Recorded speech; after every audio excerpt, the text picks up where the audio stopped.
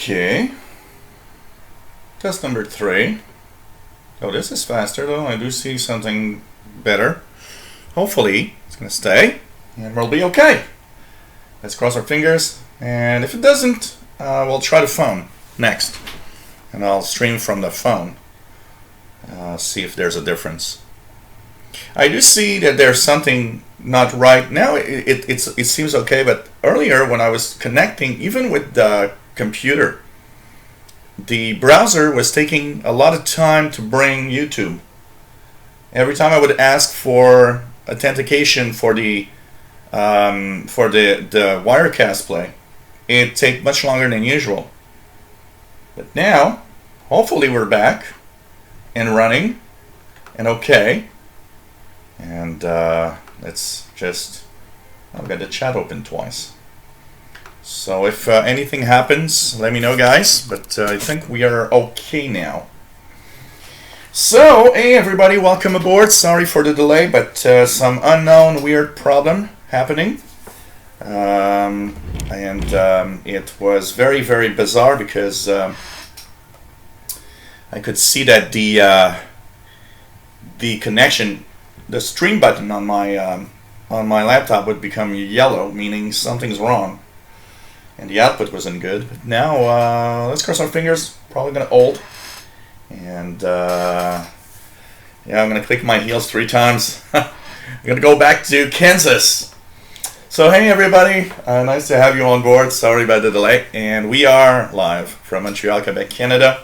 Hopefully for good. So this is the Shortwave radio show, the one on Saturday that we have every 2 weeks. And hope you guys will enjoy the show. Today's a questions and answers show. So there's a lot of questions that I've actually gotten in the official Shortwave radio email during the month, and so I thought that sometimes it's nice to answer them live also, because there will be more of the there's a lot of newbies, there's a lot of people that actually have questions, or in some I get people that sometimes they don't ask in the chat. They're kind of a little shy to ask the question in front of everyone, and you shouldn't, because I mean we've all been at the point where we have zero knowledge and have no idea what's happening. So I would say that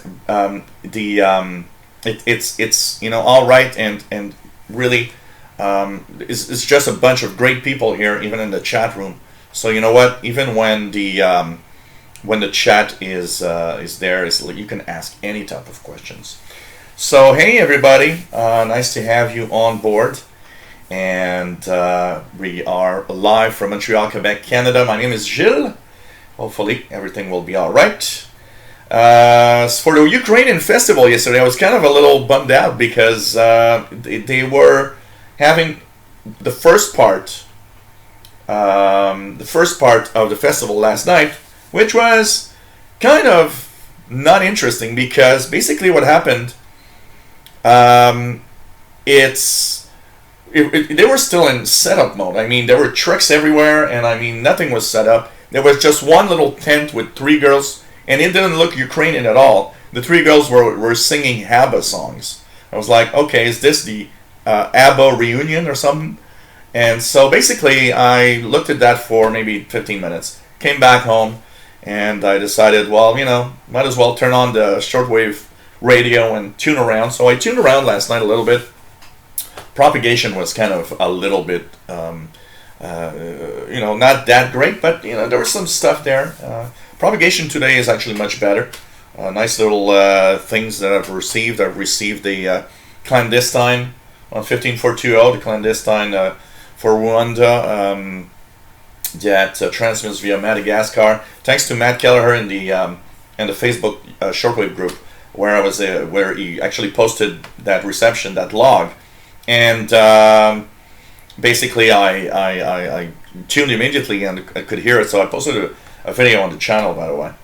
So it's kind of fun. So I'm going to go back to the I'm going to go back to the Ukrainian festival tonight, because tonight it's going to be much more interesting, of course. And there's going to be a lot more activity, and I want to eat some Ukrainian food and just have a few Ukrainian beers. So today I'm having my fin du monde because I had a 6-pack. So I took 3 yesterday while doing the show. 3 left for today's show. So hopefully it's going to be a nice little show with all the questions. And yes, you can ask the questions here. And we will answer all the questions. Absolutely, it's kind of cool. So cheers everybody with my fin du monde beer and whatever you're having. Quite all right.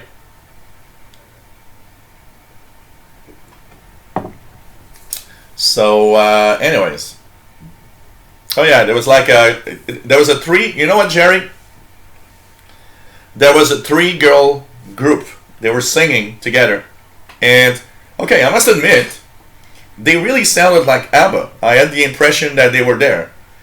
But it's not very Ukrainian, you know? I don't know. So, but today I think there's a, these groups with these dances that they do that come from the army exercise or something. Kind of a mix of Russian and Ukrainian, basically. It's kind of nice, and I like those things and I like when it sounds Ukrainian, the music and everything, the dance, all of that. So Okay, I'm gonna say hello to everybody. Hello there, Mr. DeValtz. Nice to be here. And actually, I restarted everything here, and as you say, networks should not need restarting. And it wasn't here. You know what? I restarted the PC, and it could have been the PC that was kind of, for some reason, not connected well. I restarted, and it seems okay now. So let's cross our fingers. Juan Amigo, hello there. Nice to see you again. David Arden, hello there. It's when you get an internet problem, when it's you're just alone doing something, is okay. But when you know that people are just waiting for you to go live, and there's an internet problem of some sort, or there's a connectivity problem, it's kind of more nerve-wracking, because it's like, I have to try to fix this as fast as possible while people are waiting. It's kind of not the same feel. At home, it's like, it's annoying, but at least if it takes half an hour, it doesn't matter. So, that's my lesson for running, all the stream in DOS 3.0. I should not run the stream in DOS 3.0. And of course, the phone has to ring in the other room. So, anyways, nice to have everybody here. David Arden, hello there. Driver Film Shortwave, Mad Radio DXer, Bobby Burgess, Monk 451, Jeff Miller, Caps Skywave Schedules, and I like the app, by the way, Skywave Schedules. It's kind of interesting. I love it. A nice little Android app that he's got. Not yet available in the store, in the Android store, but pretty nice. Radioactive, Carl Tench, hello there, nice to have you here. I'm happy and very, very glad that you like your GP5 SSB. Really, really cool. It is a great little radio. Devoy, nice to have you here. Salman Ahmed, sorry, nice to have you here. What else do we have? PA1SBM, Alex, hello there. Madrido DXer. We have Jerry Ball, nice to have you here from Milcom 1970, Prescott, Arizona. Nice to have you here. Oh, by the way, I will be restarting because I did disconnect from the IRC chat. And I'm connecting in a few seconds, guys, in the IRC chat. Don't despair. I had to restart, so I disconnected. And here we go. We are over here in the IRC chat. Say hello, please, IRC chat room. Brett Wayne, KC2NXP. Nice to have you here. Jerry DX, nice to have you on board. Yeah, it's Irma. It has to be. Nick Amendel from Romania, nice to have you here. Ralph Bender, hello there. Nice to have familiar faces or names in the chat. Lal Prot from Sweden, nice to have you here. What else? What else? We have Iraga Sato. Can I ask a question about shortwave? Of course, this is the place for that. Can the government shut down shortwave? Well, not really. They can interfere with shortwave. They can jam it. Example, China, Cuba. They are some of the jammers. Iran is jamming also. But they can't really shut it down since it's radio waves that have no borders. It's not like the internet. You can shut down the internet. You can't shut down, shortwave radio. But you can interfere with it, with jamming. And that we've seen through the years. I mean, anybody like me that's been listening to the 70s and 80s, remember the famous Russian jamming that was jamming all the, Radio Canada, Voice of America, and all the Western stations with their white noise and their Morse code ID. But it's not super effective, meaning that it does jam, but because of the nature of shortwave and how propagation changes through time, it is something that is not super effective. So one day, yes, it will jam your transmission of some sort, but the next day it might not jam it for a specific place. So that's answers your question probably. Ivan Cholakov, nice from Orlando. Nice to have you here. By the way, I was looking at the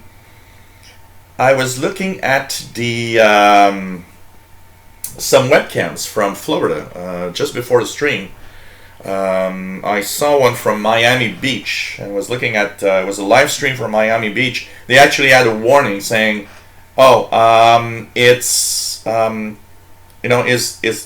it might actually be intermittent or even shut off depending on the storm, as the hurricane is approaching and really getting stronger and stronger on Florida. So what's kind of interesting was it seemed to be very windy anyways, because the camera was like moving a lot due to the strong winds, but not yet super strong, but it's going to get worse as we get later tonight and tomorrow morning. So 1990 Sunbird, hello there, nice to have you here. And cheers, and at the Oktoberfest we say Prosit. Okay, so they were from the Swedish part of Ukraine, yeah, David Arden. It was so funny because I were approaching the park and I was like, am I hearing some ABBA songs? And as I was approaching, yeah, it was like the ABBA festival for some reason. And only one tent and nothing else, AWA9204SWL, Dave in Illinois, my adopted son. Bobby Burgess, pretty cool. Radioactive, this is why you should go Linux. Well, no, it's worse on Linux. I'm sorry, Radioactive. I have a Linux machine with a chat room. I have to, well, you don't have to restart, but you have to install, updates every day.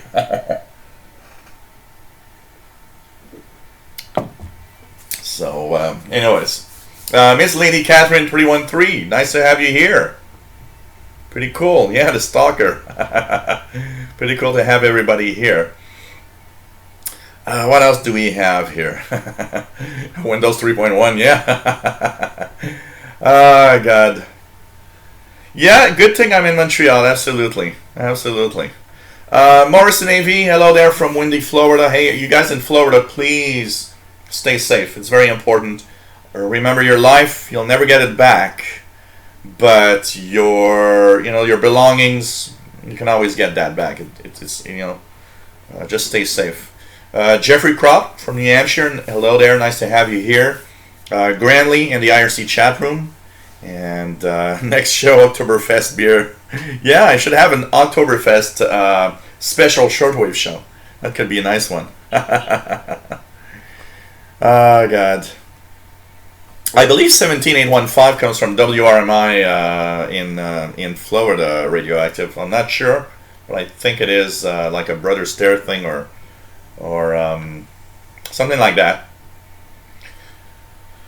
What happens if the government jams certain station? Well, Iraga Seto, it will interfere with the broadcast, that's for sure, and it will have some effect because some people will not necessarily be able to tune in, but it's not perfect. Shortwave is something that changes all the time. So when you broadcast something on, to jam a signal, what's happening is that the jamming isn't perfect. It's strong in certain areas and not on others. And actually, when there was a lot of jamming from Russia in the 80s, I remember hearing reception reports read from stations like the Voice of America. I'll say I heard from others, because I have to admit that the Voice of America reception reports from Russia, I suppose, could have possibly been made up. We have to think about that possibility, but let's think that it was probably maybe true. But in other broadcasters that were blocked, I remember HCJB reading reception reports from Russia, and a lot of these frequencies were jammed, and you could see that through the jamming. Stations come through from time to time, but of course it is a darn problem for sure. And what else do we have? Going fast in the chat here. What else do we have here? They could shut down shortwave by doing well. Okay, yeah, that one could be technically done, Vaults, with a nuclear explosion in the stratosphere. Actually, a couple of atomic bombs, and if it's close to you, you'll just have your radio zapped by the electromagnetic pulse that it will actually do. And yes, it will pretty much destroy the ionosphere for a little while. But you'd have to do a nuclear explosion, like kind of regular nuclear explosions, to keep it down, because it actually will recreate itself quite fast, But Mario the Xer says, remember when the old USSR tried to make shortwave difficult to listen to? The woodpecker jamming. Yeah, woodpecker was more of a radar thing, but it was definitely used also as a jamming method for sure. But they did not succeed, and they spent billions of dollars in jamming. It was crazy. Craig C. Is there any easy way to stream and control SDR radio remotely on my network, internet? Just asking because I like to isolate my SDR for HF interference from the house and such. Yeah, there are several ways, and one is you can use the SDR console software, which is made for not only having you control your SDR, but to broadcast it also over the internet, so you can actually access your SDR from anywhere in the world. Basically, you can put it online. So, but it's F. Blassie, nice to have you here from Oakland, California. Man, I have my ear. Sorry guys if I kind of play with my ear a little bit. Since yesterday morning, I have kind of a weird feeling in my ear. I don't know if I got an infection or something. I'm gonna check it out, but it's been kind of annoying today on my left ear. If it doesn't get better, I'll probably go and see the doctor next week. But it's kind of weird feeling, and it's as if there is something there. Okay, what else do we have? Craig C, hello there. Dan805, nice to have you here. I want to get a good antenna for DX. Is Mini Whip a good option? I can't fully answer that question for the Mini Whip. I would say I've got the Mini Whip. I've gotten mixed reports, and probably the chat room is the best to really understand and know what if the mini whip is a good antenna or not. Of course, if I look at the SDR that we have in the Netherlands, the U20 SDR, it's amazing, and it does use, from what I see, a mini whip. So I don't know. I really don't know. It looks good, but is it a good choice as an antenna? That's another story, and I can't fully answer that. Maybe some in the chat room will have their own comments on the mini whip. True, Bobby. I wanted to talk about that. And Mighty KBC is on 5960 starting tonight. The reason why 9925 was not getting very, very good now that the days are shorter.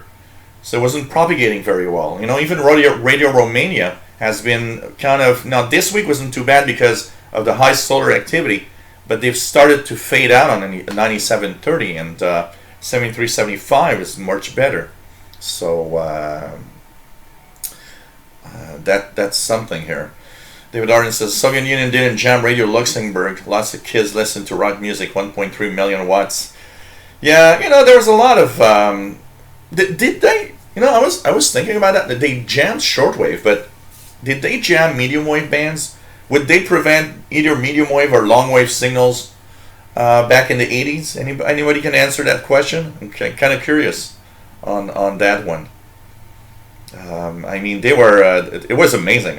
These were pretty amazing times. And by the way, the Woodpecker and the tower called Duga 3, DUGA 3.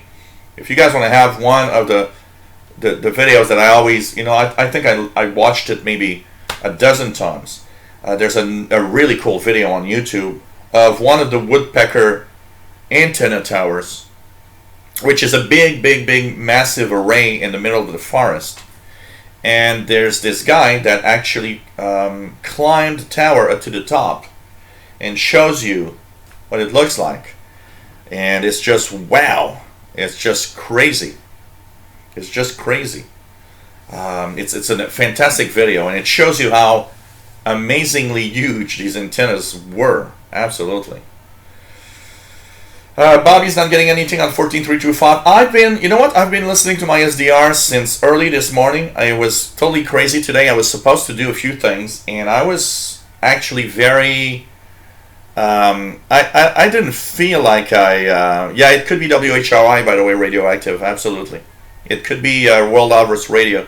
They have a transmission, by the way, radioactive, in that is Radio Africa, and has religious broadcast to Africa. So it possibly is WHRI you're getting. They used to be on 21.610, something like that. And I think that's their new frequency, 17815. And I'm not sure if it's every day. It might be just weekends also. So, anyways, I felt like just doing nothing today. So I woke up, put a huge pot of coffee, and just listened to the SDR all day, and heard different little things. Not that many, but some interesting things in there. A few amateur radio operators in there also. Did a few digital modes. Was going through the list of Witherfrax's broadcasts and checking out what I can hear, and basically it was kind of fun. But I tried 14325 quite regularly today and didn't hear a thing. I heard the Hurricane WatchNet last night though on 7268.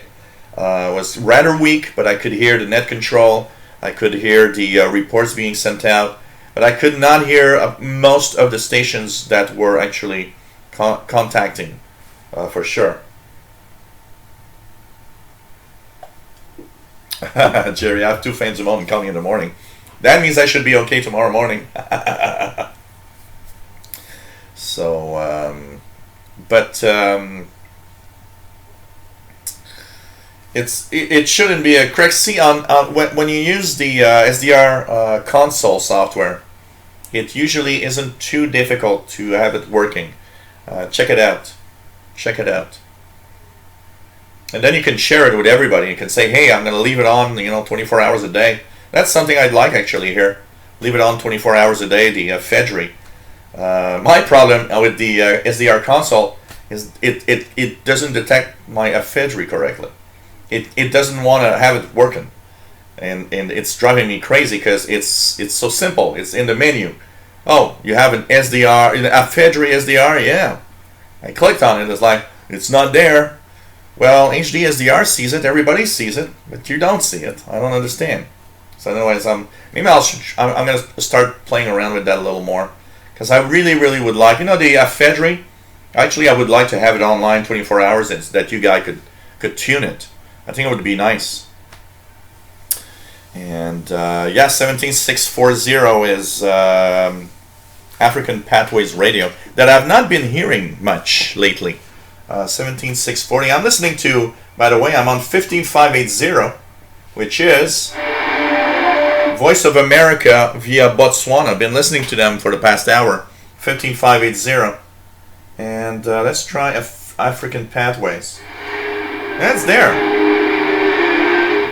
Been a long time since I heard African Pathways. 17640. And that's broadcasted from Madagascar World Voice. That's a pretty good DX for North America, 17640. African Pathways Radio from Madagascar. Pretty far away. Jerry says, nice loud audible voice on 14325 USB. Wow. Okay. I'm going to try it out just to see if I can hear anything at this moment. Leave it in the background a little bit. See if I can hear something. What else do we have? What else do we have?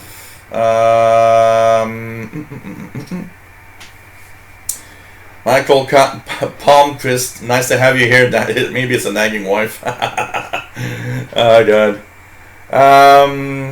No, here we have a saying that when we have some kind of ear problem, somebody's talking negatively about you somewhere.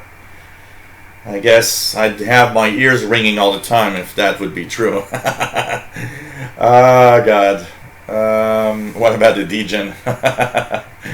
Don't try to make it funny here, Ralph. Don't get me started on that degen.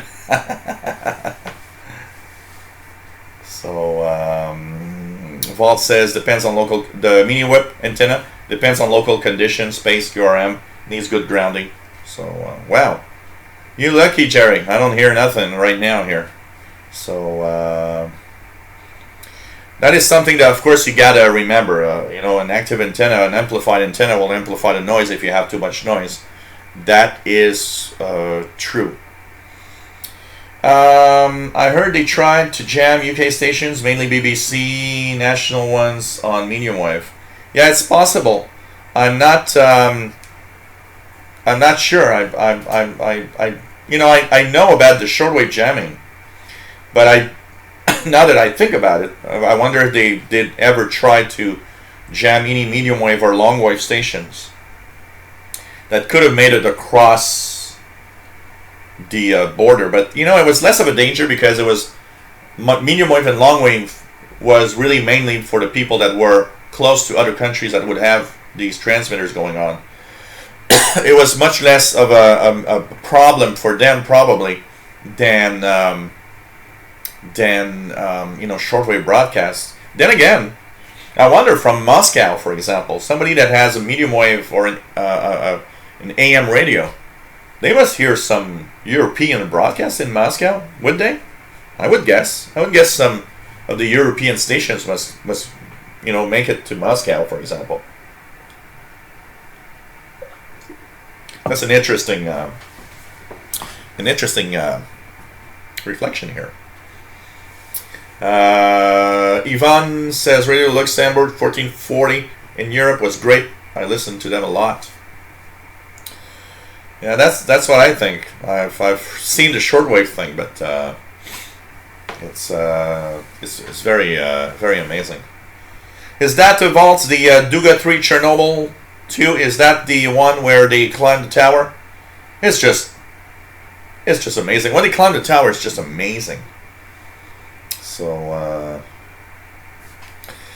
yeah, stay safe, people. Really, really. You know, I don't know what, you know, it's hard to reflect. They're a friend of mine, and we're talking, you know, about the evacuation orders in Florida. A friend of mine was saying, well, you know, those guys are crazy. They're staying there. There's big hurricane coming and everything. And I told him, I said, you know what? I understand what you say, that maybe you're a little crazy staying behind. But at the same time, I was telling my friend, you know, if you get your home and everything, and maybe you've weathered other hurricanes in the past, maybe you feel that you can, you know, just stay in your home and hope for the best. I don't know. It's a very complex issue. You can't just, you know, say that these people are crazy or not. It's much more complex than that. I kind of understand a little bit. I gotta say, if I would be you know, a Florida resident and I'd be in my home, I don't know what I'd do. Honestly,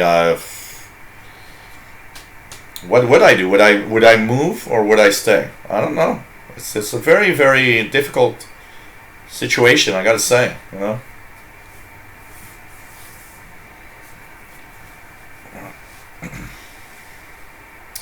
WA9204 Shortwave SWL says 14325 strong in Illinois. I don't hear a thing here. Amazing. Amazing. That's funny. What else do we have? Don't think they could jam Luxembourg though. And they taught us that. Yeah, I don't know. And you know, it's they would have jammed in their local areas, but they were not, you know. Hey, Tube 2 Holland, PD1PME, reporting in. Nice to have you on board. It's pretty cool. And we got tons of questions here, by the way, of that we'll answer. And if anybody has questions. Oh, Radioactive says RHC still on the air. Let's check it out. 15.370. Yeah, it's there. I don't hear it very strongly, but I do detect the 15370 frequency. So Radio Havana, Cuba, still on the air. I was, you know, I was wondering about that because I saw that the eye of the hurricane did touch land on the southern part of the island of Cuba, and I was wondering if it was bad enough to bring down Cuba, and I tried to listen to some of the frequencies of Radio Havana, Cuba today, and seeing if there was any of their transmissions on the air, and I did detect 11760 about an hour and a half ago, and thinking, well, they seem to be there, so maybe their transmitter site is not affected too hard by the Hurricane Irma. Matt Bronson, I just picked up an Eton S350DL on eBay. I have a roof-mounted TV antenna split off on coax. Is that anything I can patch into the S350 for any benefit? It's an antenna direct DB4 coax antenna. It's not the type of antenna that's really going to work well for shortwave radio, but because it's outside, it's probably still going to give you a little bit of improvement on the reception. Now that said, I have an S350DL here, and it doesn't like outdoor antennas very much. It's one of those radios that actually will overload extremely easily on shortwave. So I don't know exactly how it's gonna react to that. I don't know if you paid for it, but I hope you didn't pay too much. Because it looks nice, but it's not worth it much in price, especially if it's used. I have to say, I paid mine brand new, $69 Canadian. Give you an idea. Just to give you an idea. Matt Bronson, okay. Salman Ahmad says, hi sir, have a friend in Pakistan, South Asia, the area around which he is living, 250 kilometers. There is no radio signal, so which kind of long-range radio do you suggest to buy? Of course, a shortwave radio. I mean, if you live in a remote area, the only thing you can do is really a shortwave radio, because shortwave radios will bring in the broadcast from everywhere around you. In Pakistan, that's an area where there's a lot of shortwave signals, much more than here in North America. So any portable shortwave radio should be able to pick up quite a few broadcasts over there. I don't know what's one of the biggest, and that's what I will probably stress out. One of the biggest problems with a question about what type of shortwave radio should I get is also is more of a question of how much money do you have to spend on a shortwave radio, because that's really the first basic question. How much cash can you put down on the radio? Because with how much cash I can put on the radio, I can answer the best radio for that price. That's much more of a efficient question than what type of radio should I get, because I don't know how much money you got to spend on it. Some people have very little money to spend on radios. Some people have a lot of money to spend on radios. It all depends. So depending on the amount of money, what can be done is to give you an idea. Well, for that amount of money, that is probably the best option you have. So that's probably more what I need to know, Salman. How much money would he have to spend, or does he have to spend on a shortwave radio? But for sure, a shortwave radio, a shortwave portable, especially if he's in a remote area. So Cap Shortwave Skyway short schedule says 12095 Ascension, big signal in Scotland.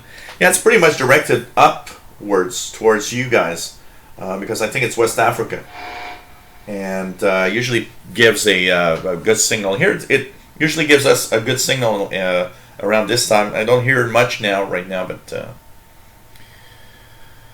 okay, yeah, Morrison AV taking down antennas for here the somebody was sent me an email telling me, well, some people have tornadoes, some people have hurricanes and bad storms.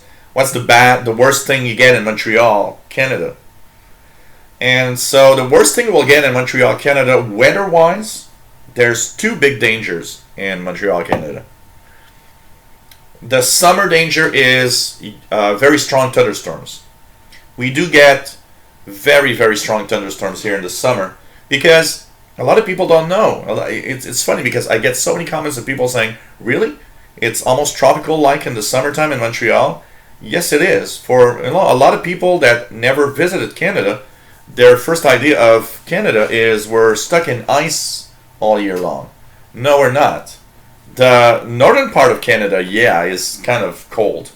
But along the U.S. border, here in Montreal, June, July, and August is tropical. It's 25 to 30 degrees Celsius almost every day. This year's been a little cooler than usual, but we usually have, some really, really warm weather. And it's totally normal. It's the kind of weather we get. But in the wintertime, in January, it is minus 20 easily. And easily minus 25 and minus 30 in the worst cold snaps. So it's kind of crazy. Montreal is a big part of Canada is totally crazy in temperature-wise. Because you have the tropical summer and really the Arctic winter. It's very, very crazy as a temperature-wise. And so, in the answer to that, because we have tropical-like weather in the summer, we also get the really strong thunderstorms that come with it.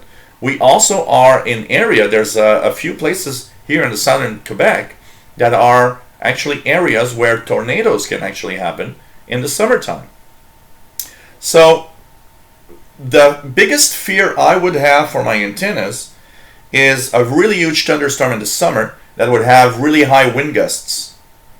And I mean, we've had some in the past that, you know, had wind gusts of more than 100 kilometers an hour.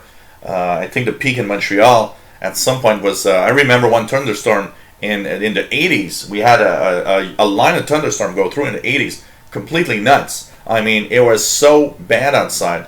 And I've seen some weather really turn bad with thunderstorms here. And we easily have wind gusts of over 100 kilometers an hour, and even 120, 130, 140. So that's the summer problem. A thunderstorm that will actually be very strong.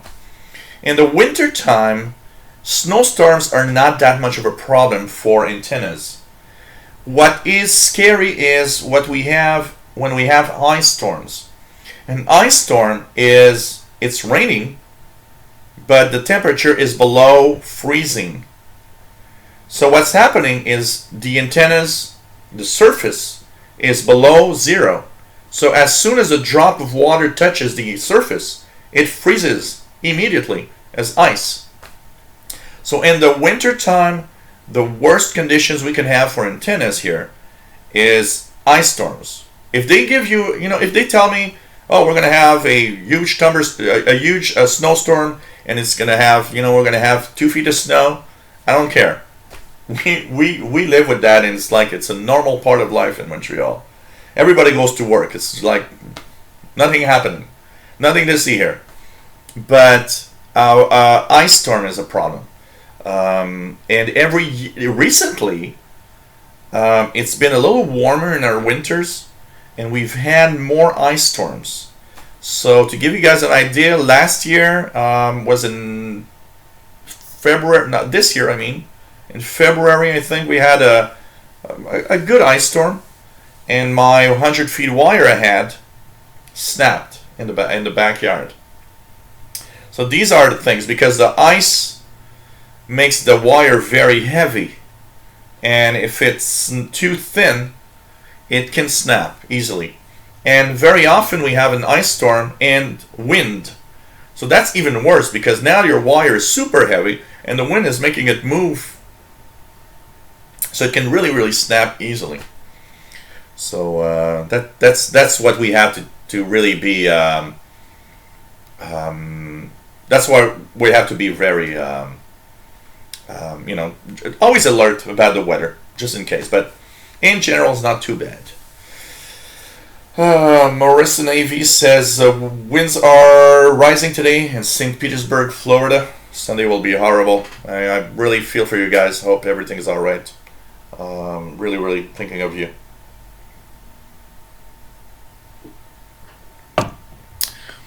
Yeah, I saw one of those documentaries about rock music and how some Russians were. I saw one that was a long time ago where that some Russians were kind of doing tapes of Western rock music bands.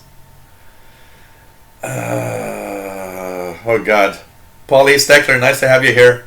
For those staying behind, a case of Fains of Mountain. Oh yeah. One thing for sure, if I stay in such a huge storm, all I gotta say is I would probably prefer getting drunk a little bit while the storm is going through, to relax myself slightly from the possibility of dying. I don't know. No place to go, and I'm away from coastal areas which flood. Yeah, I think if you're not in the flooding area, it's with the wind that matters, and you just gotta protect yourself as much as possible from the wind. So it's pretty crazy, pretty crazy. They were showing today I think it was on the local news. I saw a picture. They were showing the people, fleeing from Florida, from different areas affected, and I mean the highway was totally jammed. Pretty crazy. Monk 451 says, I'm impressed that RHC is Radio Havana Cuba is coming in well. S20 plus S9 in New York. Wow, it's a good signal. Oh, thank you, Michael, for a little beer money. It's much appreciated. Much appreciated. And well, as we're in there, just to give you an idea, if anybody wants to help me out, it's very, very much appreciated.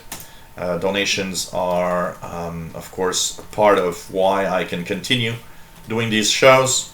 And I want to thank everybody that have donated. And thank you if you can donate a little something. I don't want to annoy you guys too much with that, but it's something that helps me a lot continue. Okay, okay. What else do we have? What else do we have? Well, 14300 is usually the maritime net. And there's a lot of stuff there. I'll leave it on 14300 to see if I hear something from the maritime net. That is true also that snowstorms can build high voltage on the antennas with kind of a static electricity charge. That's true. That's true. The snowflakes, or even the sometimes it's not even snow, it's like little ice crystals. It's true that by rubbing against the antenna, they can actually create high voltages, for sure. For sure.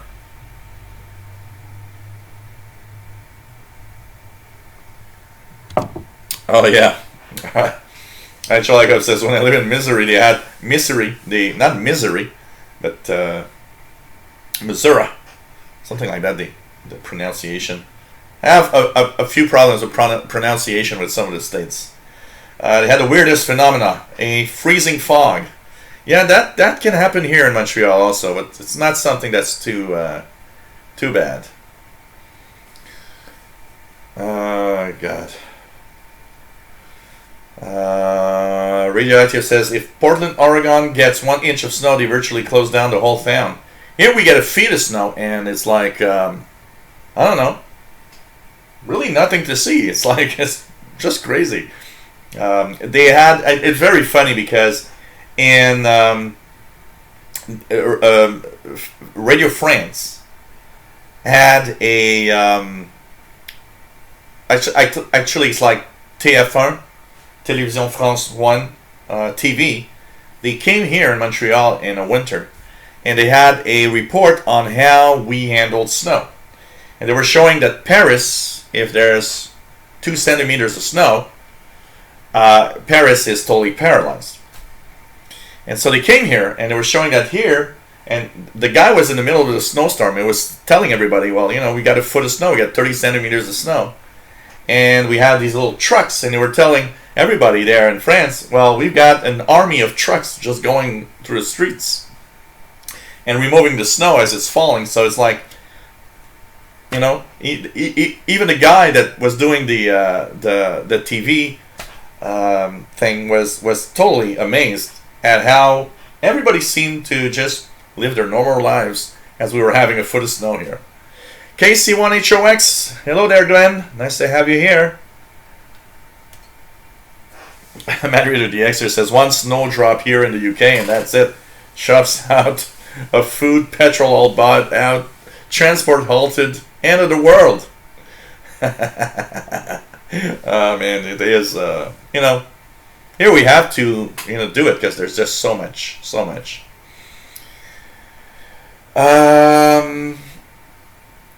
2 hands in the radio. Hurricane party. Yeah, that's almost it. Luis Arevalo, hello there. Nice to have you here. AA5HL, nice to have you here. Welcome aboard. Welcome aboard. What else do we have here? Man. Hey, David in Barcelona, says everyone chiming in front. Come on, chiming in from a small city in the northern half of Spain called Burgos, where I'm on a family trip. That's cool. That's cool. Really cool. Polly Steckler says, when I lived in Australia, before movies, they would run ads. One of them was for Bacardi rum, with people having a hurricane party in New Orleans. I don't know. I'm not sure such an ad would be welcome in different areas around the states. You know, maybe in like in Louisiana or even Florida. I don't think that would be a nice ad to put today for sure.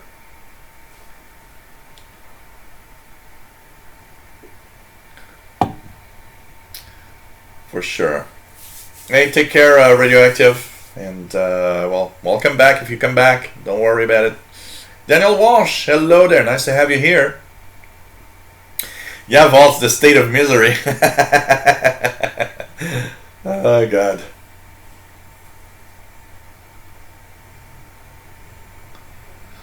Oh God. David Arden saying they had a hurricane party in Biloxi during Camille, and their apartment was blown away. Okay. Hey, Richard Cook. Nice to have you on board. Pretty cool. Blake says, my antennas all got messed up by Harvey. Part of the fun of having storms. I don't know how many times here I had to rebuild, a long wire or to...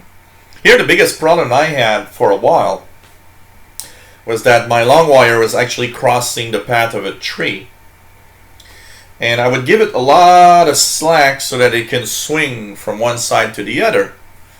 And but when it really, really is like windy off the charts, forget it. It just, blows away. The branches move too much and it just breaks your antenna, and that's it. Brandy Handel 03, hello there, nice to have you here. Dirt PA2C, nice to have you here. And it's always fun to have everybody on board, of course. That's for sure. Okay. A kite flying party in Fort Lauderdale. Wow. And so you are watching the Shortwave Show. We're already an hour into the show. I'm a little amazed. It's like time really, really flies. And I've got a few questions that I've taken here. I think we're going to answer slowly. And if anybody has questions, by the way, please ask away. As we are in the Shortwave Show, and this is the show where we answer everybody's questions to our best of our knowledge, hopefully. Okay, one of the questions that I got is from a guy named Eric P. that sent me a little email on the official shortwave radio at gmail.com. And what he was saying is that you've seen some of my videos where I was posting, some reception of pirate stations, including a couple that he was a little amazed is that I was listening to them on a portable receiver. And his question is that he's tried to receive pirate stations many times. He's heard one very, very weak, but he's never been able to actually get any. And so, the question that comes to his mind is it normal, and why is it so difficult for me to receive pirate stations? So, there's several things about pirate stations that make it difficult. Of course, pirate stations are stations that don't have officially a schedule. It's very rare that you'll see it. It's not impossible. But it doesn't happen very often that you'll see in advance that a pirate station will be on the air. And that's because being illegal makes them a little, too easy to catch if you tell in advance, we'll be broadcasting tonight. So there's the fact that you don't have a fixed schedule to check out. You also have the fact that pirate stations, most pirate stations, there are a few very powerful ones that you can hear.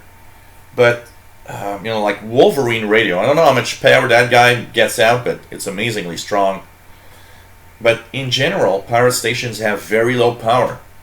It makes them more difficult to receive because of the low power that they use. they don't necessarily use the best antennas in the world. Also, very often it's a quickly makeshift setup, and they try to do the best they can. The frequencies they use often are down, below 7 megahertz.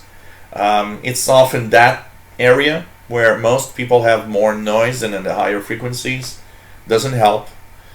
And so all of this together makes it a little more difficult to get pirate stations. Now, my advice is always to listen regularly. I mean, on a Saturday night, it's almost as if it should be a habit to just listen 4 or 5 times during the evening on the pirate frequencies. And now, for those that wonder what pirate frequencies are, in Europe, in general, it's not a written law, so pirates can show up everywhere in the bands. I've heard pirates as high as the 13-meter band, 21470, something like that, which was a Cupid radio pirate in the Netherlands.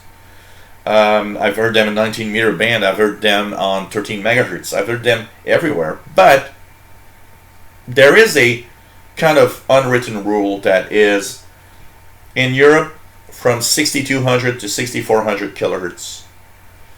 In North America, from 6850 to 7000 kilohertz. It's a range where there's a good chance you might find pirates. Now, that said, in the last few years, there have been a few frequencies that have been showing up that seem to actually have a few stations popping up and showing up. Around 5200 kilohertz in the the 5 megahertz range. So 5150 to 5200 kilohertz. There have been a few in the very bottom of the 4000 kilohertz range, up to 4100 kilohertz. There was one report of a couple of pirates in the 3 megahertz range, like 3200, 3300 kilohertz. The idea is to tune everywhere because you never know where a pirate can show up. And one of the best resource for pirate activity, and that can help you tremendously in your hobby if you want to chase pirates, HF Underground. Just go to HF Underground. You Google it, it's immediately going to show up. HF Underground is the website for pirate activity. With HF Underground, you'll have the information almost, it's almost live. It's almost as if, there'd be a chat room like here. It's blogs, and you will see in almost real time. It doesn't take a lot of time. When a pirate shows up, I don't think it takes more than 5 minutes, and somebody reports it in HF Underground. You can check the HF Underground. Sorry, but there's a lot of noise here. What the hell is happening here? Okay, there's this guy that just fell down on his bike. So, anyways, HF Underground is a great resource. And if something's live, if something's there, it's part of you'll know. And if you hear something, it's the first website to go to. HF Underground is fantastic because that's where you'll know and maybe have an idea of what station is that you're listening to. So I think that's very, very cool to check out. So HF Underground is very, very, very cool for pirate stations. Very nice little place. And, keep trying. Keep trying. Because it's something that you will hear eventually. You just need to try it. And, by the way, I said Saturday night, try a few times, but pirates can appear anytime. Okay? They can appear anytime. Just checking out, guys. Sorry, because there's this guy that's kind of... Okay, seems okay. It's almost like, will we need to call the ambulance or something? No, it seems to be... somebody's helping him, so it seems to be okay. Sorry, guys. Okay. Listen every day of the week. It's pirates can show up anytime. and can show up anywhere. So check it out. It's surprising what you can hear. So Daniel Walsh, hello there. Nice to have you here. What else do we have? I'm just going to go down the...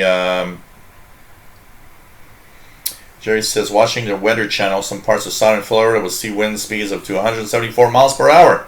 300 kilometers per hour. Now, that we've never seen in Montreal. So, wow, crazy. Crazy. Really crazy. Luis Arevalo, I am curious, do you have some kind of time limits for this show? No, absolutely not. This show is anything goes, and any, it can last 2 hours, like it can last, I think our record is 5 hours on a radio listening show on a Friday night or something. I think that was a 5-hour show. I think that's our record right now, I believe. Oh man.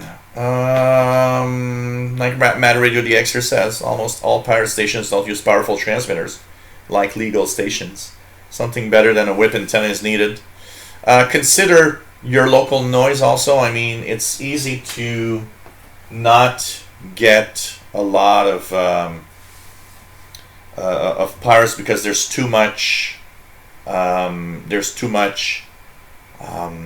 noise around you. Vault says a lot of AM pirates, pirate amateurs on the 100-meter band, mostly in Russia. There's pirates everywhere. I mean, there's local pirates like, for example, there's some local FM pirates in big cities like New York. I've never heard an FM pirate in Montreal. I'm sure somebody somewhere must have set up, at some point some pirate station and FM bands, but it's just crazy. You can have pirates on the AM band. They can show up everywhere. I mean, you can really have local pirates. It's amazing. But here we're talking. I'm mostly talking about the shortwave ones, for sure. And you can receive pirates. I mean, quite often with a portable receiver. Just make sure that your noise level isn't too high. That's really the important thing. Daniel 05, what is a good portable shortwave receiver? I'm looking for one that can pick up upper lower sideband, and I'm on a limited budget. My parents won't let me get a job, unlike others that are almost forced to. If you don't have too much money to spend, okay, the Texan receivers are quite good. The Texan PL 660, 680 are, roughly $100, and they are quite good. So, and it's pretty surprising what these receivers can do. Really sorry, guys, but there's this weird thing happening, and I'm a little wondering here. Okay. So, no, the guy seems to be okay. He's texting now, so I guess he's not going to die soon. Okay. Matthew Wells, hello there. The only sports I used to listen to on the radio was baseball games when the Montreal Expos were here. I remember having a lot of fun listening to the games on the radio in the 80s. Hash381, hello there. For a guy who just stumbled upon this, what's a pirate? A pirate is there's, I always say this, I'm just going to remove this from here so that the laptop doesn't die from overeating. Pirate radios are simply stations that do not transmit legally. They don't have a license, so they don't they technically shouldn't broadcast. And it's all part of a, there's different things, and there's different things. There's a lot of people that think, hey, pirate stations should just die and disappear and get arrested. I actually enjoy pirate radio. I do not want to encourage well, actually, yeah.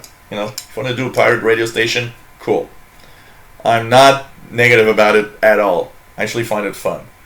Now I'm going to get tons of emails from AM radio operators going to say that I'm a bad guy because I just promoted pirate radio and there's actually a pirate flag here, which I think doesn't help my case of,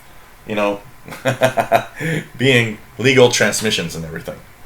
But anyways, there are some people that think the government should not be in full control of the airwaves and that it's free space for anyone that wants to use it. Now, you know what? I do like pirate stations, but I do like that it's not the anarchy. I mean, you don't want to have anarchy going on. You want to have a certain order. So, a lot of pirate stations are actually very orderly in the way that they do things. So, there's a pirate band. They do it in a respectful way. A lot of them do it in a very respectful way. Make sure they don't interfere with anyone else. And it's funny because it's like if there's rules within the pirates, which we always think should, probably don't have rules, but there's actually a set of rules, which is kind of interesting. But anyways, somebody somewhere in his basement with a pirate with a transmitter and wants to broadcast his own thing to the world.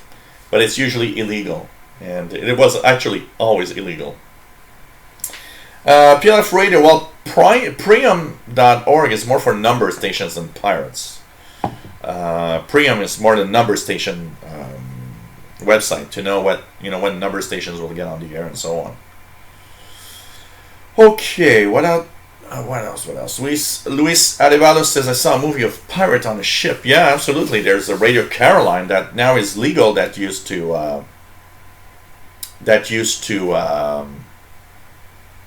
transmit. There was a lot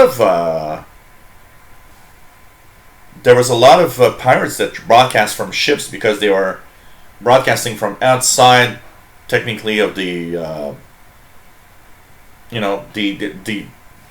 international waters. So they kind of say, well, there's no rules here. We're in international waters. Funniest thing is, yeah, there are some rules even in international waters. But anyways,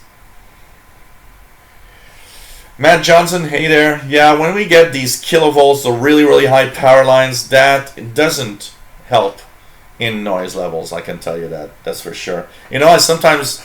I remember about 20 years ago I was looking at a possibility of getting a home at some point, maybe, buying a house maybe 20 years ago. And I remember seeing one that was kind of in the affordable house for me. And when I went to visit just what it looked like, the house was nice, but I saw the big power line from Hydro-Quebec just going through, and I was like, okay, I'm not gonna buy a house that I will not be able to enjoy my hobby in, because I'll just not like my house.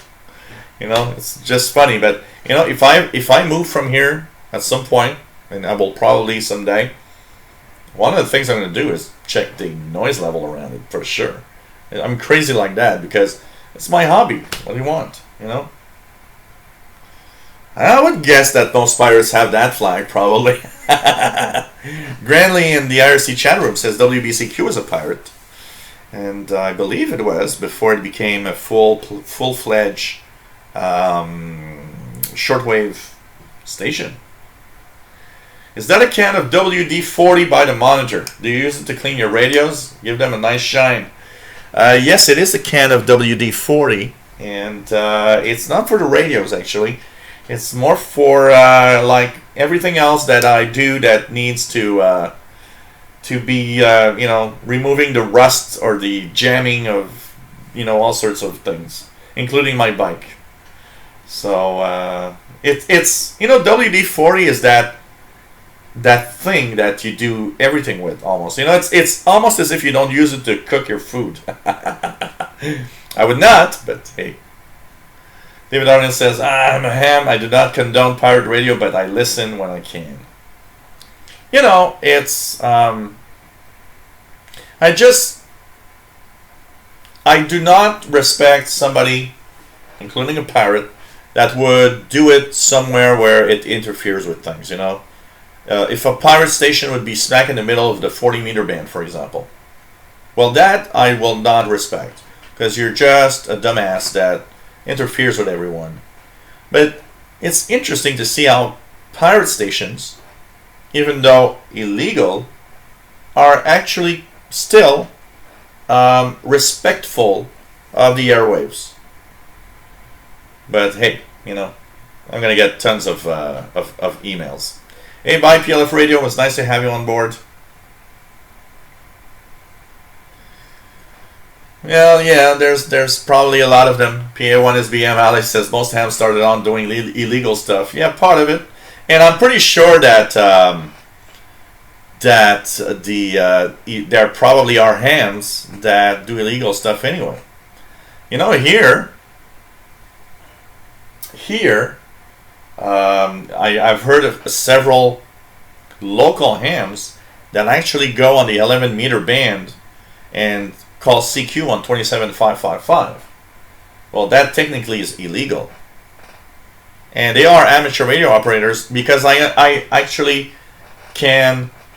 I recognize their voice from when they talk on the 80-meter band at night. And I'm like, oh, okay. That's kind of dangerous a little bit, because you can, if you get caught, you'll lose your ham license. Well, it says the real rules are once you interfere with something important, let's say here traffic, you won't be transmitting for long. Yeah, that's true. If you do something that interferes with a major broadcast, that's for sure.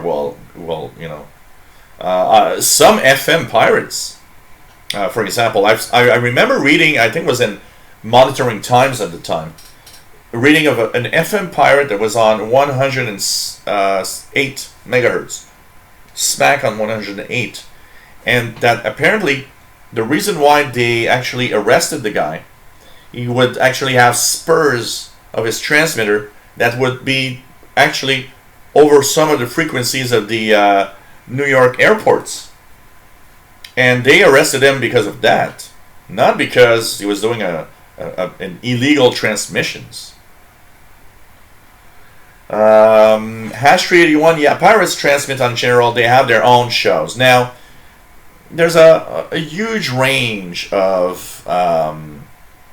stations. There's a huge range of stations, and basically, there's the pirates that just broadcast music. Some broadcast very unusual styles of music. Some have a team. For example, I believe it's Wolverine Radio has a team. So every time you hear music on a Wolverine Radio, it is music that has a specific theme to them. So the last time they broadcast, I remember seeing a report. Actually Wolverine was there on the was broadcasting on the last weekend, which was the 2 weeks ago. No, last weekend, which was Labor Day weekend, and all the songs had a theme that was about work. So it's kind of interesting. I remember hearing Wolverine around a month ago, and I'm trying to remember what was the theme. I don't remember. But anyways, all the music will have that theme in it. Some have funny shows of all sorts, like Radio Free Whatever, for example. So there's all sorts of things that are happening. And they have their unique programming, for sure. For sure. Just checking out something here. There's a little post on the Shortwave Listening website. Thanks, Jerry, for sharing it. WRMI prepares for Hurricane Irma.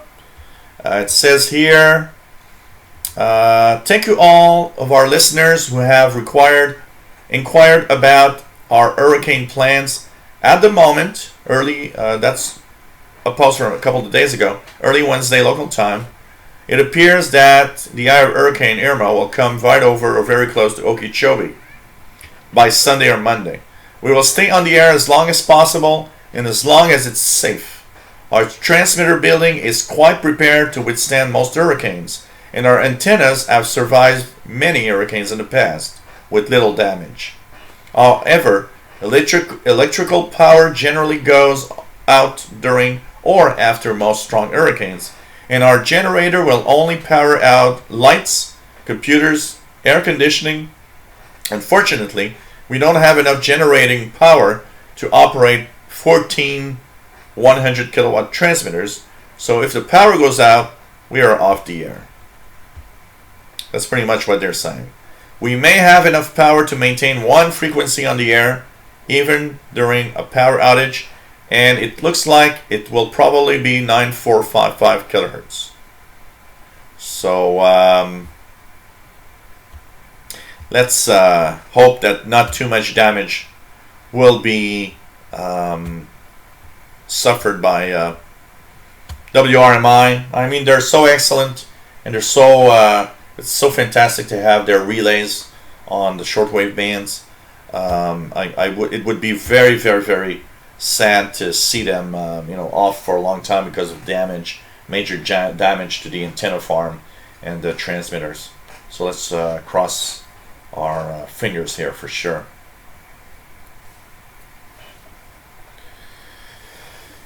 Nerdinium says WD-40 if it needs to move and doesn't, duct tape if it moves and shouldn't. Yeah, that's pretty much a good one. That's pretty much what we do, exactly.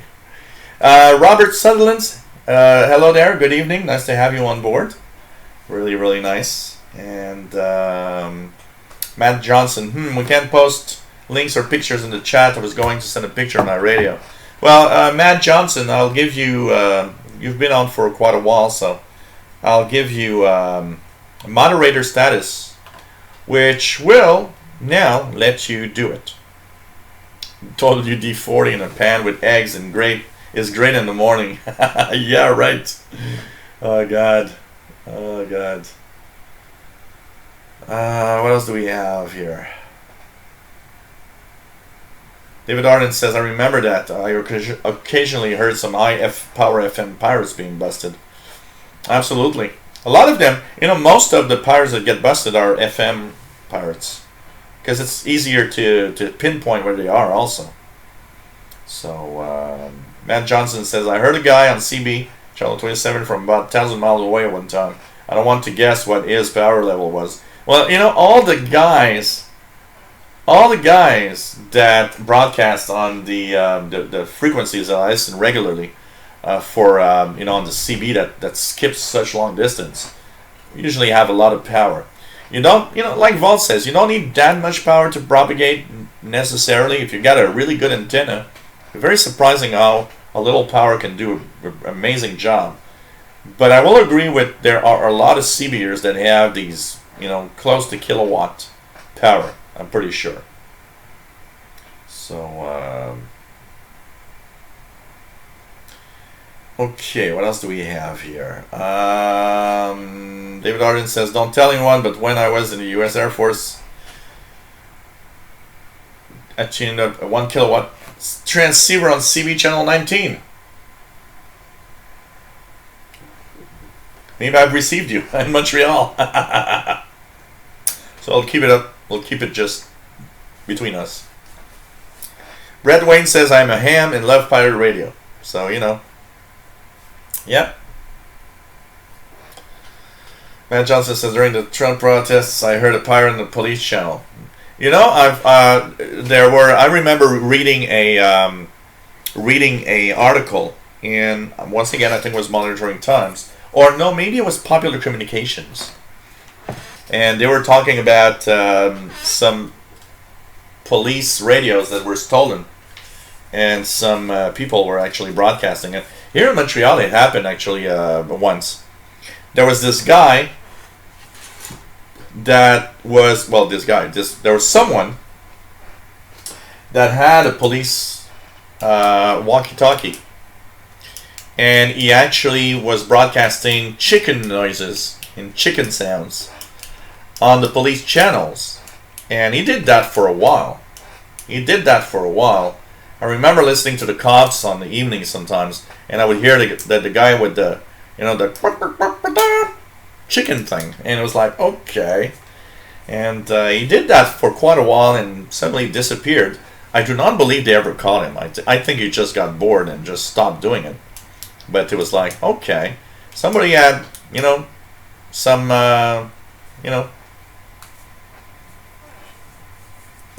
Ash 81, so they look for people with high electrical bills like the cannabis growers. No, they just pinpoint. You know what? There's always a rule, a general rule for pirate radios and pirate stations that get caught. Most of the pirate stations that actually get caught, somebody complained. If you don't get a complaint against your pirate station, there's very little chance you're going to get caught. Usually somebody somewhere complains about something.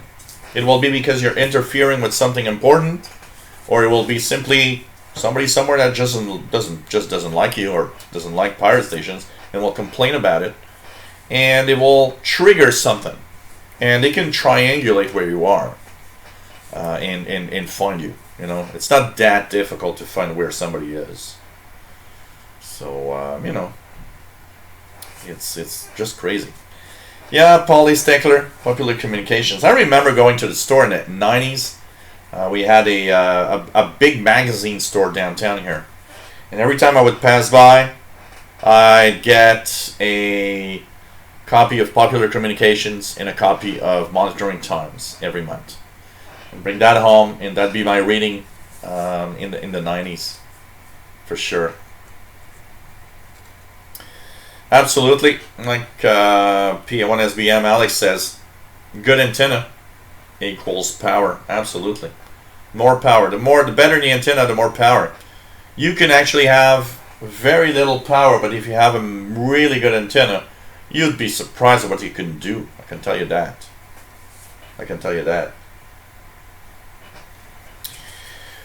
Okay.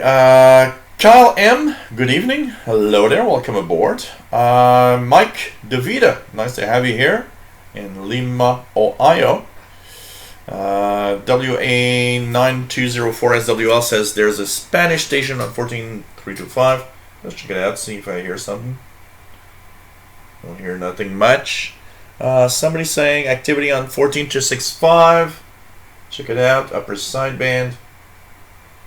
And I'll answer a question that is related to that, by the way. Okay, we have Stephen that is located in the state of Wyoming.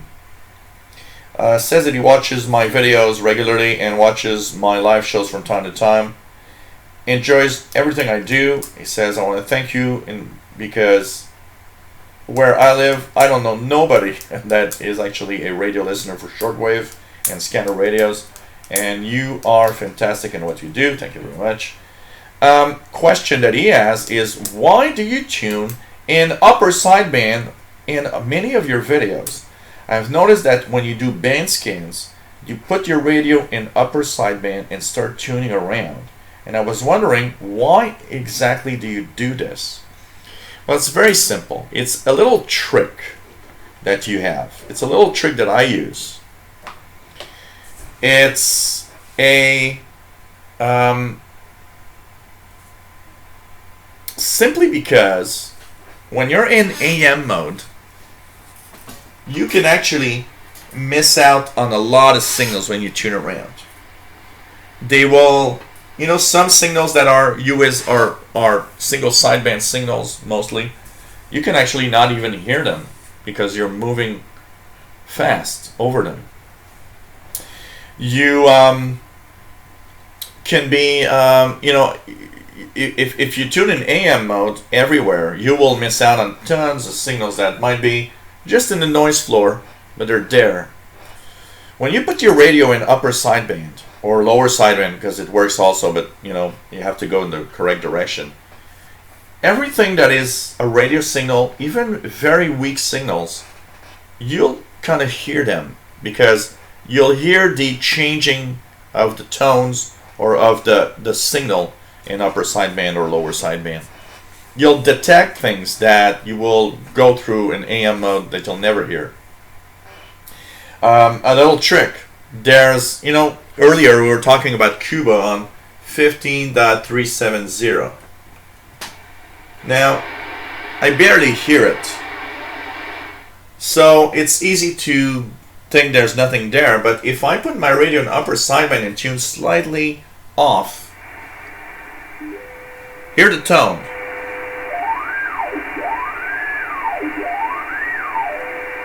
Well, that immediately tells me there's something on that frequency. That's why I use sideband for tuning, because I hear that tone, I know that there's something there probably, even if it's in the noise floor.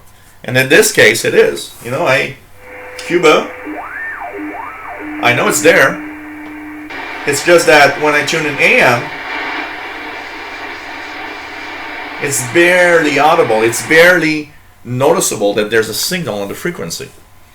So that's why I tune in very often using single sideband. Makes it much easier to tune and not to miss anything when you're tuning around. So Grasshopper in the IRC chat will, while Cuba got nailed hard, guess the show must go on. Yeah, well, part of Cuba did get hit pretty hard today, absolutely. But Cuba is still there. Avenue Cuba is still there. I guess the transmitter side just wasn't really too bad. B, hello there, Jill. If you're going for your license, wouldn't you save a lot of money by getting an ICOM 7300 over an 8600? Of course, if I would get my AM license, I would get an ICOM 7300 for sure, because I need a transceiver. And so I would buy a transceiver before anything else. Now, if I would buy an 8600, if I had the cash for that, and I don't, it's because the 8600 is a very different radio. Actually, there's a very, very nice article in the Spectrum Monitor this month. They reviewed the 8600. It's an amazing, and the fact that I've been able to see it working at the CIDX barbecue also, see what it looks like also. I gotta say, I'm amazed at the 8600, the ICOM RCR 8600, and it's a very different receiver. A lot of people are, compare these two radios thinking they're the same, and they're not. Very, very different radios. They are very, very, very different. The 8600 is very expensive compared to the 7300 because it doesn't do the same thing. It goes up to 3 gigahertz, which the 7300 doesn't. It has digital mode decoding within the radio, all sorts of things that is amazing. But of course, if I am getting my ham license, the priority will be to have a transceiver because I'll have more chance of getting the money than to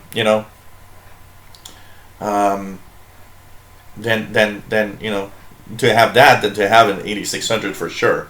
And not counting that I could go to a ham fest and get myself a used transceiver for not that much money.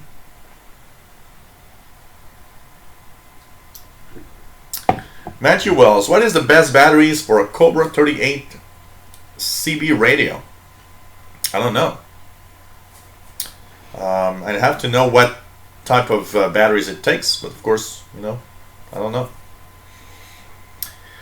Werner Veldimer, hello there from the Netherlands. Nice to have you here. Hope I didn't, I pronounced it not too bad.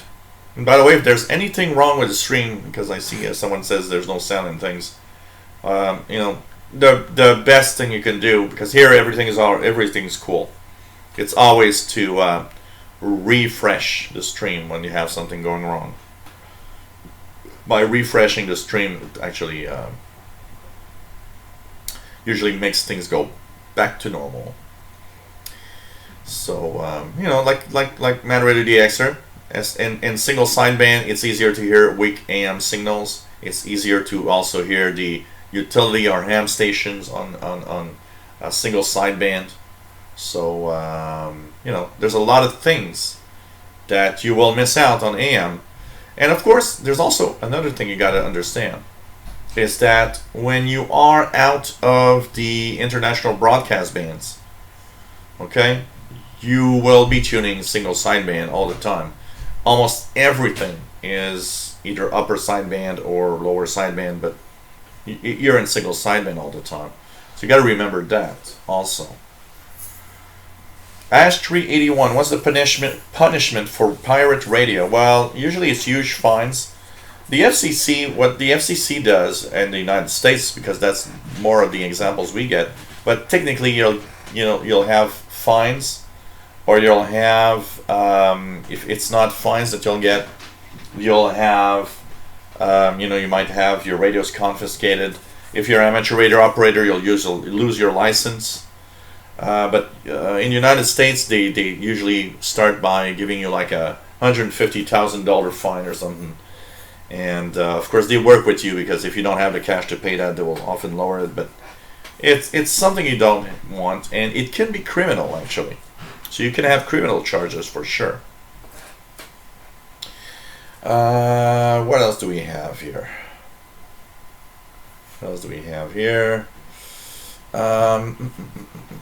Vault says, problem with decoding and the radio is that firmware will never support what you want, especially with the new trends.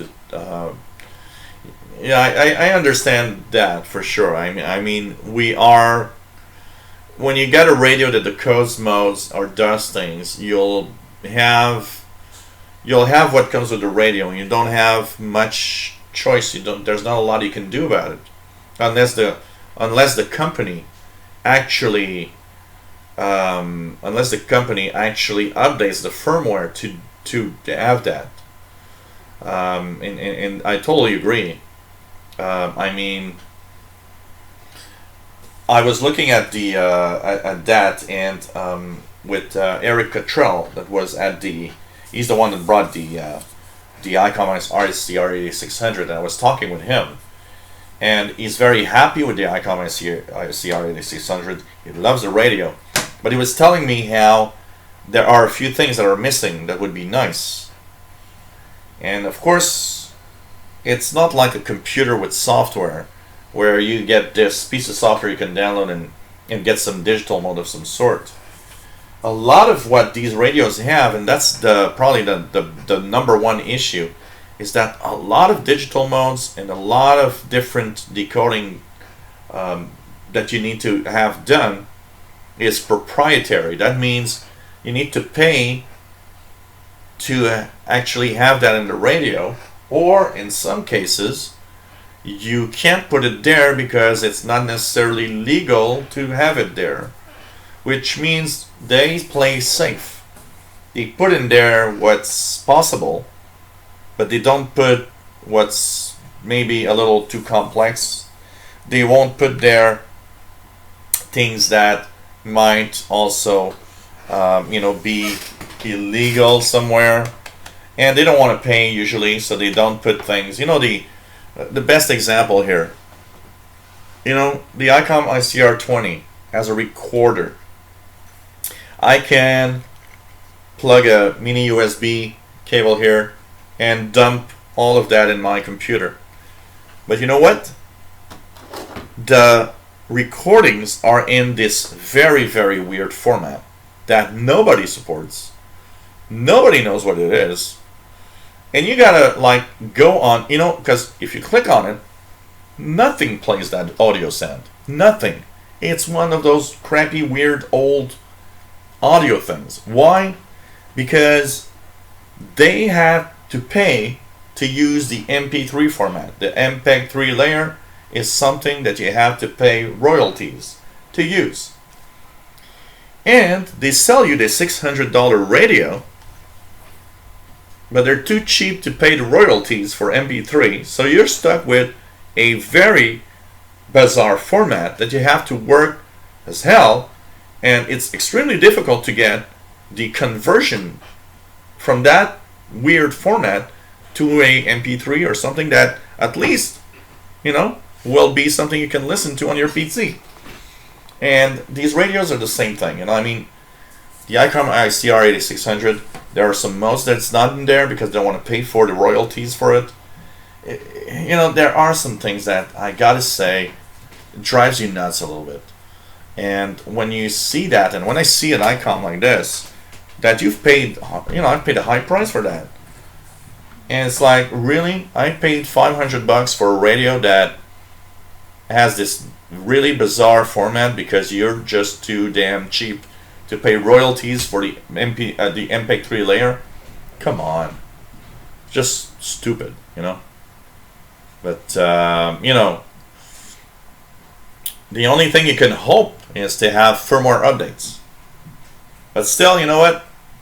If I had the cash, I'd have an ICOM ICR 8600. I love the radio. It's just fantastic. It's just a great radio. Just love it. Ash 381 prison. In some cases, yeah, it depends. For the most part, in a lot of countries, you'll have a fine. But yeah, you can really. Oh, really? P1SBM says 14199.9 5K3 OOPF. Special commemorative call visit Pope Francisco, Colombia. September. Really? Are they on right now?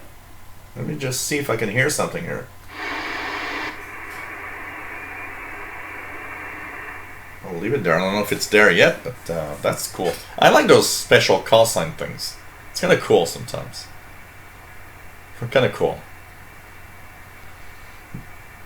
What else do we have here? Let me just go down slowly in the chat.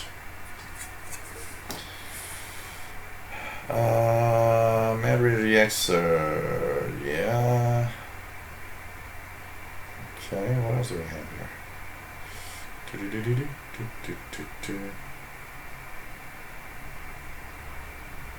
As we have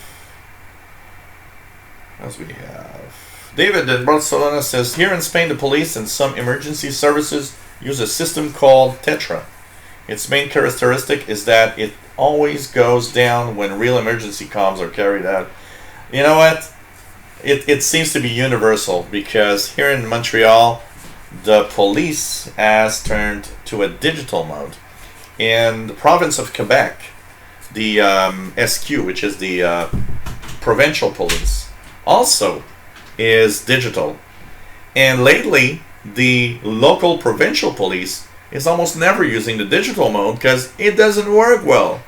And since the Montreal police went digital, they've been having so many problems that it's just totally nuts. And some of them say, man, we're going to go back to the analog mode. At least it worked. Werner Veldmeyer, do you study propagation before listening? I actually do the other way around. I listen before I look at propagation. So, you know, the best propagation course and the best way to understand propagation is to listen before you look at anything else. I will not base my listening on, oh, that website says that conditions are bad today, so I'm not going to turn on the radio.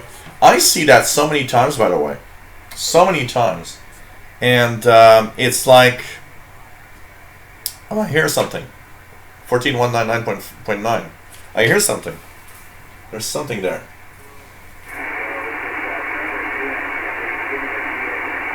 I'm hearing a lot of, it's faint, but it's there. 14200, upper sideband. So I see so many posts in different groups where I am that actually will say, oh, look at this on the internet. It says absorption of signals, or, oh, K index is 8, or whatever. And the first comment I see is, well, I guess I won't be turning on the radio tonight. Well, if you do that, you don't understand what radio listening is all about. And some of the best DX I've had were in conditions where everybody would have said, well, let's not turn on the radio tonight because it's useless. And the best and the only thing that's important, you know what? Turn on your damn radio and listen. Who cares about whatever anybody else says? Who cares about the indices? Who cares about, oh, that website, look at that, everything is red. Who cares? Turn on the radio, tune in. That's the important thing. So that's why I don't study propagation. I tune in, but what I'll do is if I find the bands are crappy, I'll look at some of the indices and see what it looks like, and sometimes kind of say, yeah, okay, kind of goes with the indices I see here, but turn on the radio. That's all I gotta say. P1SBM Alex says for pirates that get caught in Holland, fines are criminal charges, 3,300 euros fine, and doubles every time they catch you. That kind of turns you down of doing pirate activity, for sure. Matt Johnson, love the Gordon Edwards Scanner Radio app. Yeah, Scanner Radio app is pretty good. Absolutely. I like that. Absolutely. You know, Ash81, I think pirates are probably from every walks of life. You can be a pirate, be a rich, respectable man, or be a pirate and be a lonely, poor guy in his basement. Pirate radio has no boundaries and no, it doesn't tell if you're rich, you're poor, it just tells one thing, that you kind of just want to, be a little off the chart. We'll call it like that, off the chart. Daniel05 says, I remember a guy in Chicago who owned a pirate radio station, and he wasn't charged and didn't go to jail because he was living in a homeless shelter, had no money. Yeah, absolutely. You know what? I've seen so many reports of pirate stations that got caught. They get fined, like, the first fine is always like the crazy fine, $200,000. But when you go back and you say you got no cash, they can ask yourself to basically, pay a $200,000 fine. If they ask that to me, I don't have the cash to pay that. So you're not going to get your cash. I don't have the money for that. So what they do is they, generally go down a little bit. And if you really don't have a lot of money, they'll just go down to a point where you'll pay a fine that you can afford to pay. And that's it. What the hell you want to do? You can't charge a gazillion dollars to somebody that doesn't have the cash to pay. It's useless. You're wasting your time, for sure. Vol says should look at the radio that gives MyQ ad, let's say on the USB. At least you can do something with. Yeah, I know. How many hours a day do I DX? That's a good question. I would say it depends on the days, okay? Because, so, in general, I am pretty much self-employed, and pretty much do I work a lot on from home because I do a lot of YouTubing. So I like that phrase. Granley says, pirate radio does not discriminate. Exactly. I love that phrase. Perfect phrase. Granley. Cool.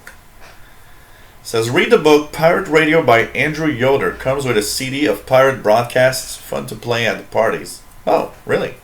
Interesting. I didn't know about that. I'm going to have to check that out. So, because I'm at home a lot, and because I do a lot of things at home and from home for work, I, of course, have a lot more time than the average human to listen to shortwave. Except for people that now are retired. So how much time do I devote every day? You know, it's very, very, very. It's variable, and I'll have days where I will not even turn on a radio, and I'll have days where the radio's on all day long. So it probably would be an average that I have to do.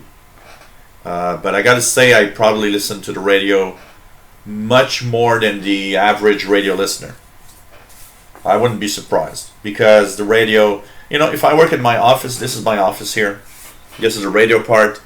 That's the computer part. If I work in my office, this thing is on all day long.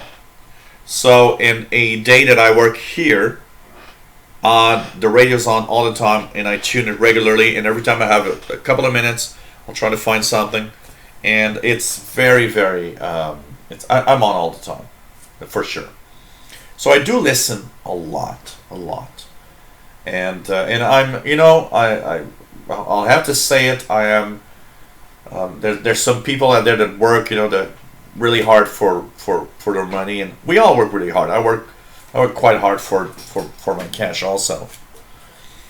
But I'll be at least saying that I'm blessed to be able to do a work that enables me to live decently. You know, I'm not rich, but I live okay.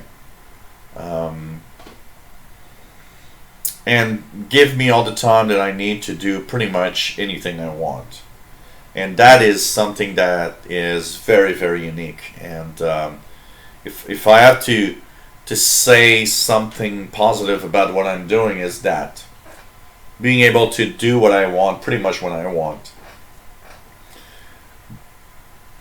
is a great thing. And I'm blessed with a great life if you think in that way. Now, that said, I'm not very, you know, I'm not rich. I don't make that much money, and YouTube isn't paying that much.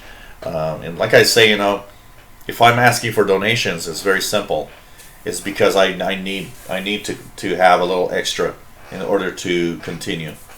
Because I wouldn't be asking anything. If I could do this without asking anything, I would not.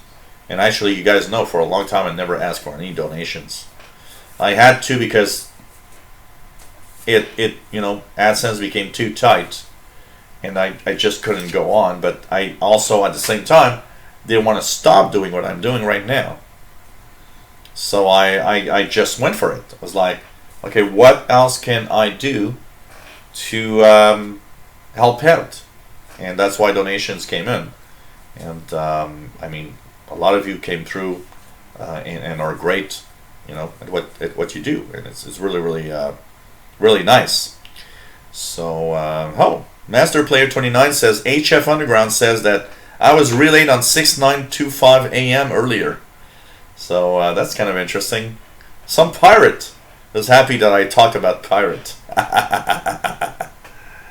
And like Granley says, do what you love and love what you do, and that's the thing.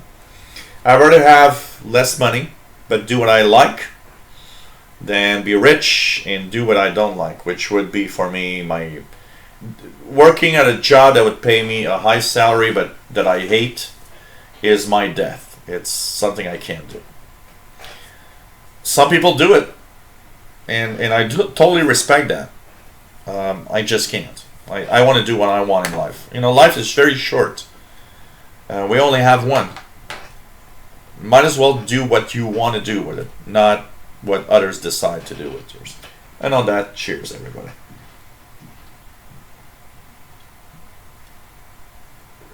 What else do we have? Let me just go a little more. So I'm a little far in the chat, so guys, I'm coming. What else do we have here?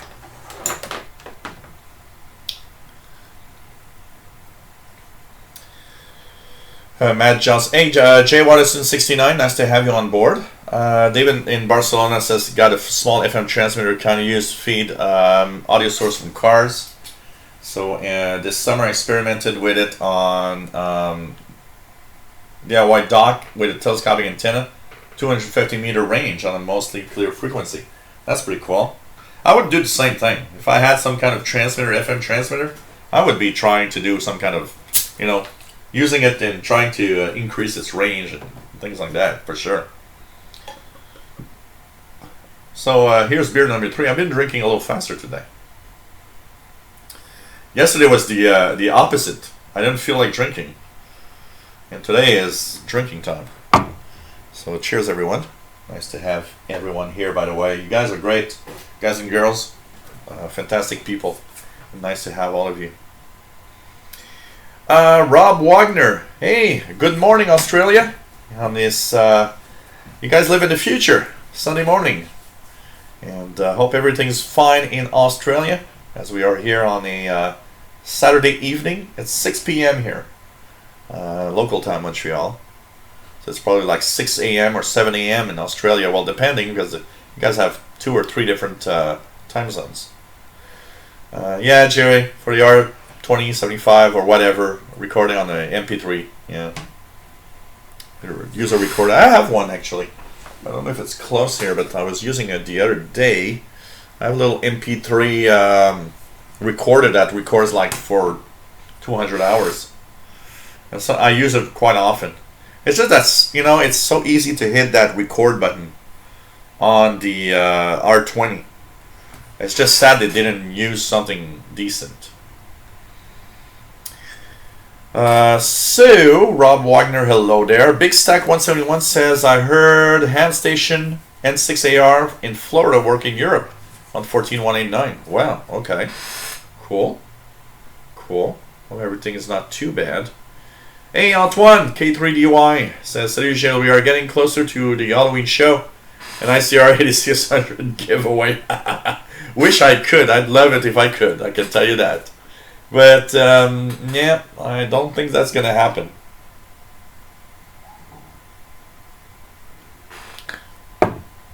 Danny05 says, no, local police department switched to digital a few months back. I knew a few others. I've been asking them if I could have one of their old radios to use for local ham repeaters. Oh, I don't know if that could be done.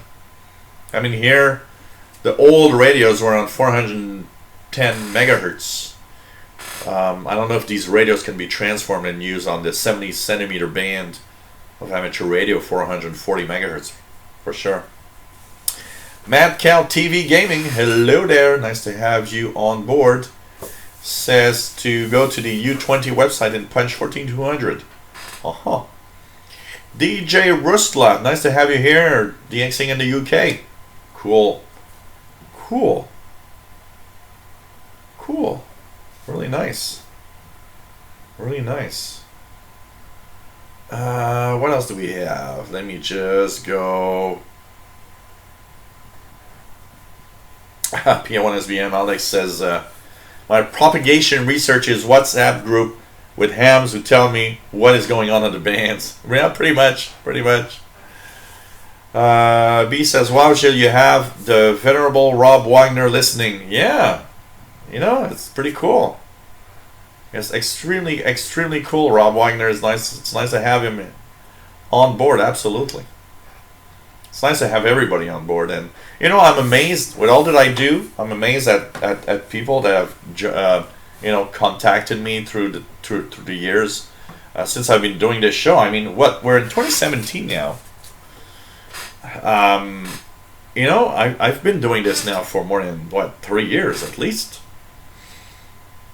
and it's just amazing. I mean, the people that have contacted me, the people that when you look at the people around you, we all have a feel, we all have a respect for some people in particular.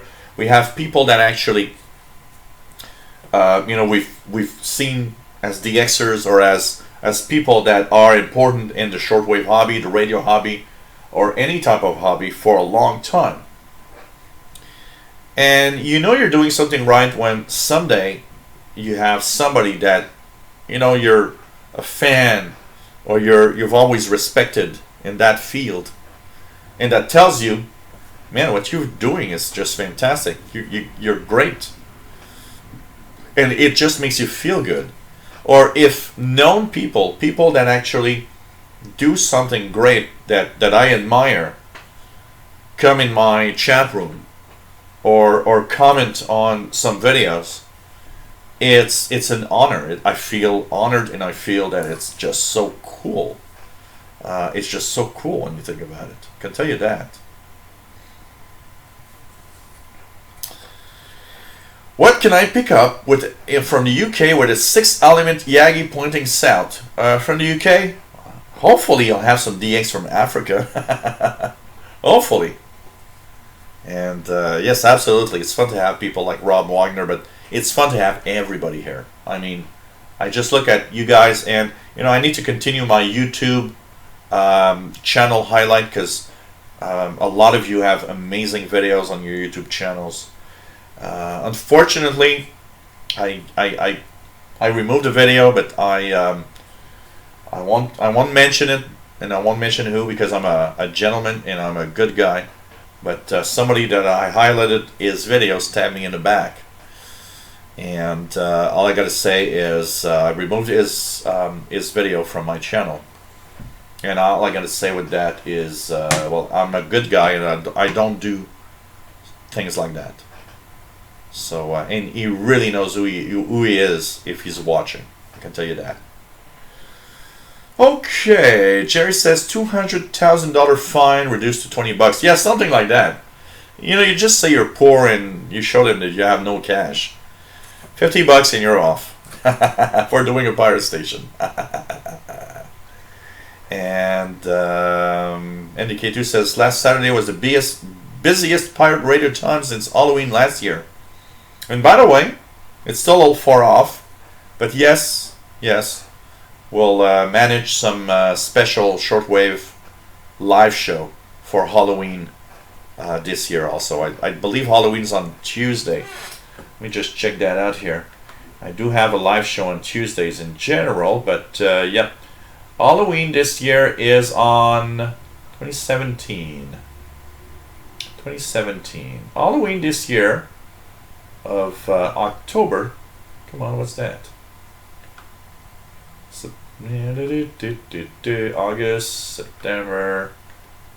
What the hell? Let me just check it out here. I'll check it here. It's easier. I believe Halloween is. Okay, so October the 31st is on a Tuesday. Yeah. So it's gonna be later than usual because I have a show at 1900, but around 2200 hours. Around 2200 hours, we'll have a Halloween special show this year. So put that in your calendars. Tuesday, October 31st, a special Halloween shortwave show. Absolutely. And we'll tune in pirates. Jerry says, so you consider yourself an above average human shortwave listener? Probably. Well, it's not very difficult to be an above average shortwave listener, honestly, because just anybody that listens to shortwave is an above average shortwave listener. So yeah, thanks Bobby for letting me know. Also, somebody relaying me on 6925 earlier. That's kind of cool.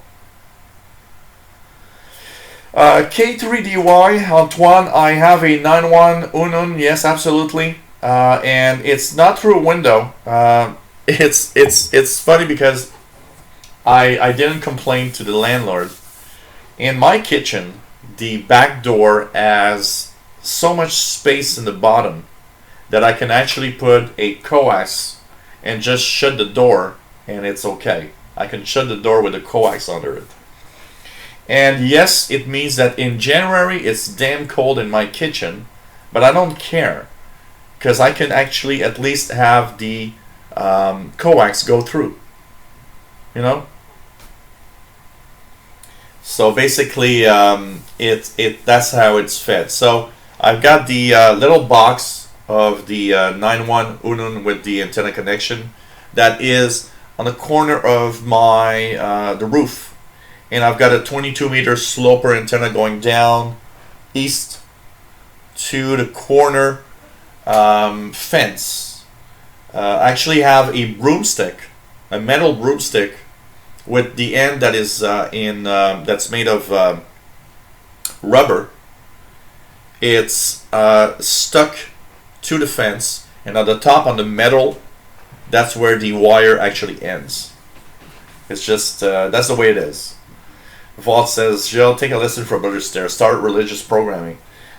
Well, you know what? Maybe I could start religious programming of a shortwave god. You know? All hail the shortwave god. Oh, Matt Johnson. Yep, winter is slowly creeping up on us. You know what? Here it's still nice. And this week, by the way, is going to be beautiful. All week we're going to have like about 75 to 80 degrees Fahrenheit, which is nice for September, and sunshine every day. I'm actually hoping to go to Perry Island this week somehow. I don't know how because I'm very, very busy this week, but I'd like to do it somehow. And it's kind of cool because, I mean, we're getting into winter slowly, and that is something that, you know, there's not a lot we can do about. Hey, Calvin29, nice to have you here, as always. Cheers, everyone. My last beer for today. Nice to have you on board. Ryan CJ3 says K3WDR here. In my Kenwood manuals, it says USB above, 10 megahertz, LSB below. Yeah, on the amateur bands, kind of, yeah, pretty much. And when you're on the amateur bands, you want to be USB above 10, LSB below 10. But there's one catch. With the new 60-meter AM band that has a few channels, it's an exception to the rule. The channels in the 5 megahertz 60-meter AM band are upper sideband. It's an exception to the rules. But apart from that, yeah, you're pretty much in it. Gilles, there's something right next to the ICR20 which seems a digital recorder. Oh no, that's not. That's a battery charger, an Energizer battery charger, but thanks for letting me know. It's somewhere here. It was like really close a few days ago. I'm trying to find out. Oh, here it is. Da-da-da-da. That's my IC recorder. And here we go. So this is, I think the batteries are dead. Oh, there's no batteries in it. Okay. So this is the, this is my recorder I use, actually. This is a very, very nice little recorder. And it's really, really nice. Really, really nice.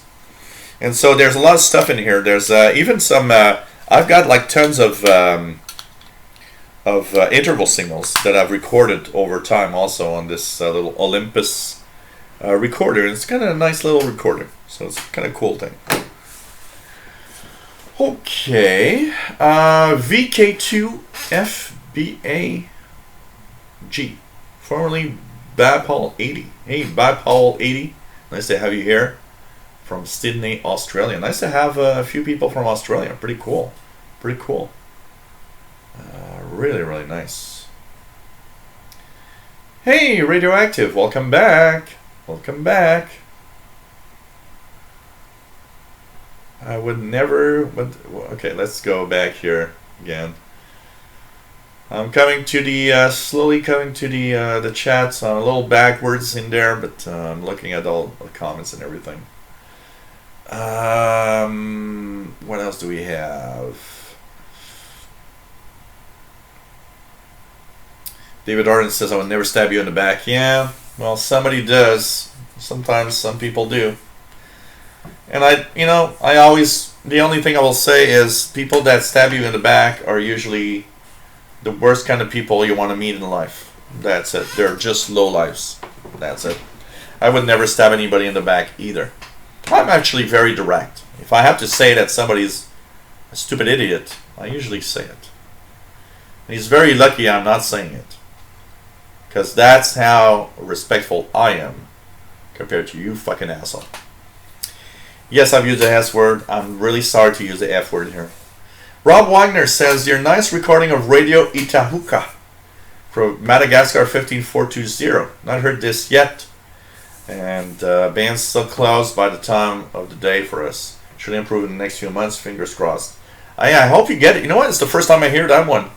And the reason I actually got that one today is because Matt Kelleher and the Facebook Shortwave group posted, "Hey, I'm listening to that." And I said, "Oh, I'm going to try it." Because the guy's in Colorado. And I thought, well, if he's hearing it in Colorado, there's a chance I'm getting it here on the closer to the East Coast. And when I tuned, I said, "Whoa, it's there." So I had to make a video. I had to make a video of it, Rob. Absolutely. It's like, wow, this is cool. First time I hear that. So, you know. Oh, God. Yeah, INDK2, that's true. When the SDR really comes in handy because of when there's a bunch of pirates to just, you know, at the same time you just hit the record button. Absolutely. Absolutely. What else do we have here? 22 UTC, way too late. Madrid DXer, yeah, okay, says, what else we have? Hey, Richard Kruger says, what are number stations? It's anybody's guess. It's anybody's guess, but they are stations that are basically just, you know, broadcasting some secret messages to some kind of, you know, government spies somewhere. A lot of them. And you guys in the chat room are actually some probably the best website for that, which is preom.org, which is an amazing site for even for live schedules of what's happening in the number stations. B says, Gilles, please show us that beautiful analog radio on the left. Okay, this is a thing that my brother, my brother was working downtown, and he said, he called me up because he was at his dinner break, and he said, "Hey, I have a little radio here, and I know you're a big radio fan. It looks kind of cool." And so he told me, "Well, the woman that's selling it for $5. So I want to know if you want it." So I didn't know what it was, and my brother, not knowing anything about radio, didn't know at all, you know, what it was. So I said, well, for $5, even if it's cheap, you know, radio, I take it, and I'll see. You know, it's $5 is nothing. Finally, he got home with this, and I was like, really, this is kind of cool. So this is clearly a European radio, because I mean, it has long wave, it has these little markings of long wave stations, and it has medium wave. No FM, no shortwave. It's a long wave, medium wave only Bush receiver. And I believe this is like, and in the back I think it says here, made in the United Kingdom. It says right here, made in the United Kingdom. Kind of interesting. So anyways, this is kind of cool because it's really a European radio. Some people had put stickers right here on the top because the people that owned it didn't know where stations were, because in here it's the meter bands. It doesn't have kilohertz. It's meter band.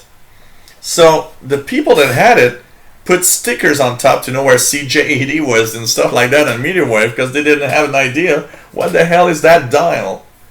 And it was kind of cool. So this is clearly made for the European market, but somehow it arrived in North America. It's very heavy, by the way, and it actually works. I think there's batteries inside. Is there? Let me just check it out here. Is there something in here? No, batteries are not. Batteries are dead, I think, because it does work, and I can hear long wave non-directional beacons on this thing, because long wave is pretty much just that here. So that's a kind of a nice addition to. It's been battered because, you know, it has a lot of bruises and bumps everywhere, but it's a cool little radio, and you know, it's fun to have radios in your collection of wherever they come from. So you know, what else do we have here? What else do we have here? Let me just check it out.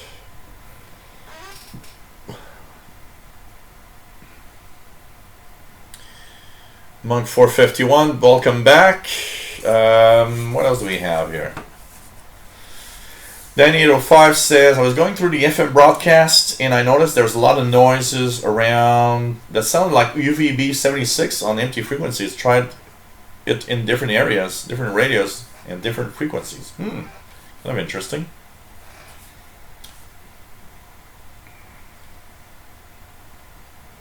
You know, Mad Radio DXer says, I've heard that ham. You know, I've just heard somebody whistle on 14200. I did not hear anything of the AM radio Hurricane Net today, but I did hear at least 2 or 3 times on 14335 people whistling. And Mad Radio DXer says, I've heard that hams say that some people interfere on purpose on 14335 upper sideband during major events, and I would not be surprised at all. I gotta tell you, I wouldn't be surprised at all. Sherry, what's the best recorder for recording with line in? You know what? With line in, most of these actually work well. This one has a I believe, a plug. Yep. To plug it in, and you know, any of these are so sensitive that with the line in, they're gonna work. Graham Dixon, hey there, nice to have you on board, streaming in okay from Auckland, New Zealand. Woohoo! We're all around the world today. That's pretty cool. That's pretty cool. David says, oh, okay, Joel, the perspective made it seem a device just like my Tascam DR05, the silver stereo mics on top of it. Ah, okay. Really nice. Jerry says, I'll try not to deny you 3 times here, Joel.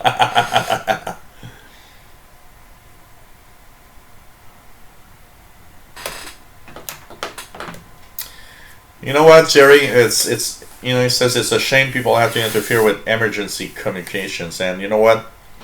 It's a plague anyways, everywhere. How many times have we seen amateur radio operators be interfered with intentionally by idiots, by people that are just, you know,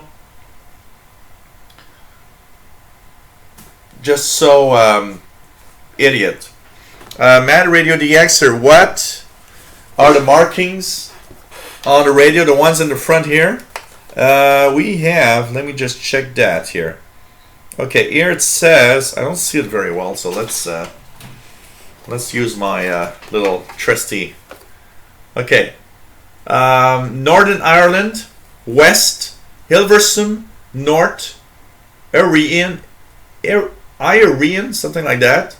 BBC 3, BBC 1, Welsh, Scottish, Lyon, Luxembourg, Middle, London, BBC 3. On the top it says Kallenborg, BBC 2, Alloy. And on the upper right side it says Commonwealth. It's a Bush Commonwealth. Kind of interesting. Kind of a nice little radio.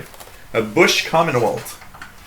So that's pretty much what we have. So this is a cool little addition to my collection.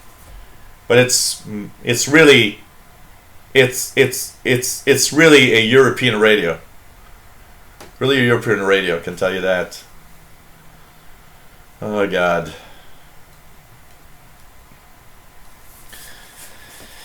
Yeah, they should do the walk of shame. Absolutely. Absolutely. I do not watch Game of Thrones. I'm one of those weird people that never watch an episode of Game of Thrones. Everybody's telling me, including my nephew Gabriel, is telling me you're missing out on something fantastic. And I'm not there. I'm watching shows on Netflix like, you know, Defenders and stuff like that, but man. So, I don't know. Take care, Matt Johnson. It was nice to have you on board. Is the memory expandable on your recorder? Nope. It has a 32 megabyte memory. And has like 3 recording settings, which I think on the minimum is like 12 hours of recording. But no.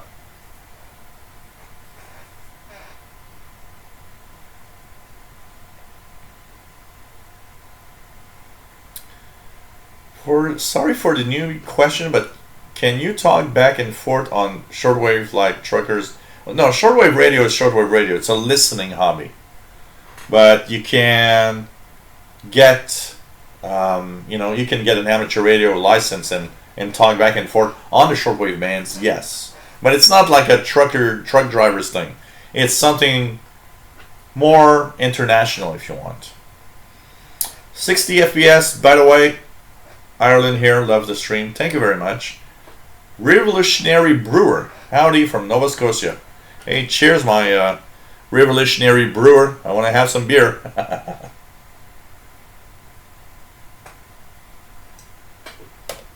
Quick question. I have no... Oops, sorry here. I have no quiet spaces in my apartment. Is there any way to cut down on noise on an apartment with no balconies? I turned some wire antenna which helps signals, but I have to be very direct on that. I'm sorry, but there are situations where there's nothing you can do about it except listening somewhere else. And I know that's a really, really huge bummer because it's so sad when you think about it. That you can't listen from your home. Even here, I do some listening, but I can't do some serious listening. I'll call it serious listening. When I go to the Peary Island, the expedition, I can tell you, amazing. It's amazing what you have there. So, yeah, Elverson Holland, absolutely. Yeah, it is absolutely a UK-made radio, which is very, very amazing. And it's transistor radio. And I have to change the batteries and have it working again. For sure. This is just crazy. And I'm happy to have this. Absolutely. Brandy Handel, have you ever heard of a Crown Japan boombox radio? It rings a bell somehow, but I can't really say I've seen one, honestly. I can tell you that. David Arden says, during my little days, the radio was made before the late 1970s, before the big frequency change. Yeah, I remember seeing a internet website that had this exact radio, and it's one of those early 70s radios. It's very, very, very it's for the transistor type radio, it's an old radio, and it has this weird power requirement also. So it's kind of weird, but it's kind of cool. I love it. I love to have it. And I've listened to the non-directional beacons on the long wave band. I've listened to some local medium wave stations. Kind of cool. Really, really cool. Oh, God. Cap says Skywave schedules. Gotta go. Loving the shortwave stream. Every day is a school day. Always learning new things. Take care. And can't wait for you to put that app in the Google Play Store. Nice shortwave app. Thanks for sharing it with me on Twitter. So, Andrew the Exorcist. I do watch some TV shows, but Game of Thrones not one of them. Yeah, I know. Everybody's telling me that Game of Thrones has to be on my list of what I have to watch. So I don't know.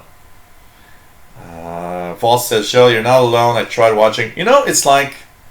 On Netflix, what was extremely popular is that what's that show name?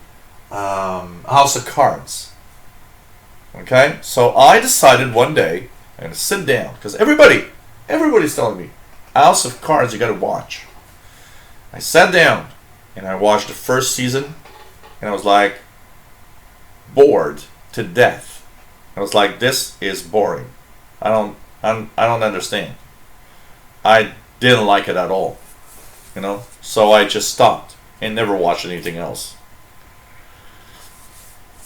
Absolutely, and it's one of the questions. Dave Todd, nice to have you on board. And by the way, it's one of the questions We got tons of questions. I haven't answered half of them because there's just so many things happening. And I'll go to that one because I'll be able to remove it, and we'll keep the questions for the next show. Where was it? CB. There was one about CB. And one is, yeah, it's here. And this is a question that comes from Henry. Henry lives in the UK and says that he loves the show, that he watches regularly. Henry asks, the North American CB 40 channels, are they in shortwave bands, and can we receive them in the UK? So, the 40 channels of CB are absolutely in the shortwave bands. Channel 1 is on 26965, and channel 40 is on 27405. So in between there, you got all 40 channels. They're spaced roughly 10 kilohertz apart, with a few exceptions. Now, yes, you probably can hear them. When propagation's right, you probably can hear those powerhouse signals from the US all the way up to Europe. Absolutely. And so that's pretty much what I have to say about that. And so CB channels are technically in the shortwave spectrum because shortwave is from 3 to 30 megahertz. So, hey Nissan Greenwich, nice to have you here as usual. It's always fun to have everybody here, for sure. What else do we have here? Dave Todd says power is overrated on 11 meters SSB. Got over 100 countries confirmed direct mail. You know what? And he was barefoot. You know what? It's like the 10 meter band. 10 meter band is an amazing band. People can use 5, 10 watts, and you'll conquer the world. I even think, honestly, and that's my thinking, and if some of you do that, it's okay. But you know what? A lot of contesters and a lot of amateur radio operators that use those kilowatt transmitters is way overrated. I mean, yeah, you're punching a great signal here, but you know what? You can DX with so little power. Just have a good setup, and you can conquer the world with not that much power. I can tell you that. You know, I mean, it's legal, you could do it, but you know.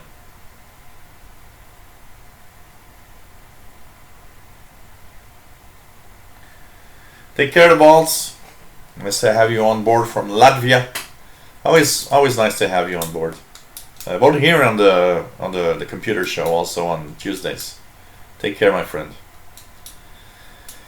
Ash381 says, thanks for responses. Cool stuff. By the way, Game of Thrones is pretty mediocre. Just lots of money thrown. Yeah, I don't know. You know, my nephew is telling me that I have to watch it. It's just so damn good. I don't know. I've not watched the episode, so I cannot say anything about it. That's all I gotta say.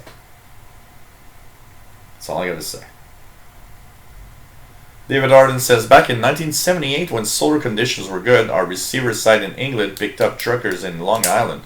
Absolutely. I have no. You know, I remember my first set of walkie-talkies that I ever had, and I was like 13, 12 years old. I was like 11 or 12 years old. They were my brother's. My brother had walkie-talkies in a box. He never used them. And someday I find this box, and there's a set of walkie-talkies. They're on channel 14. And it's like, this is so cool. Walkie-talkies. And I remember I was not able, and that is around 1980, to talk with my friend at the corner street because the skip was so strong. All I could hear was those American accents. You know, southern United States American accents talking on channel 14, and they were overpowering our little 100 milliwatt walkie-talkies, basically. You know, I can tell you that. So Radioactive says Radio Havana Cuba still on the air, 11880. Let's check it out. Yeah.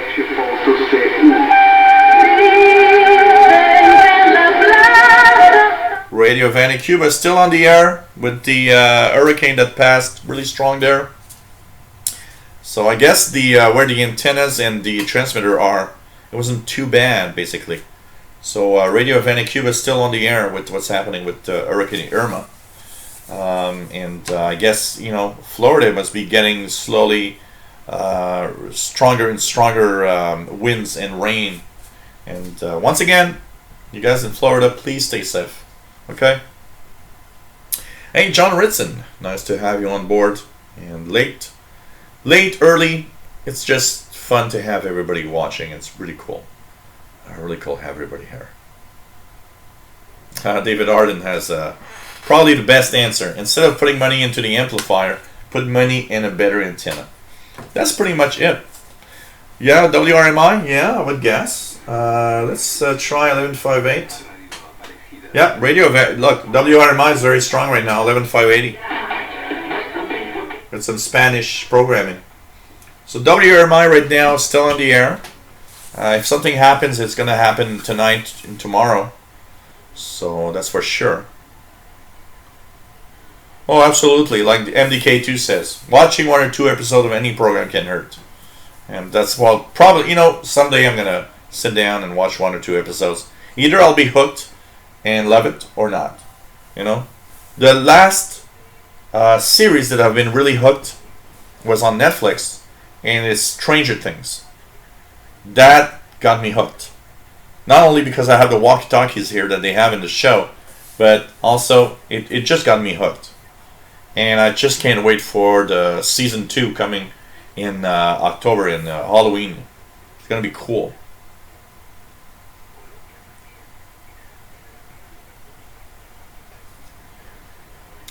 What else do we have here?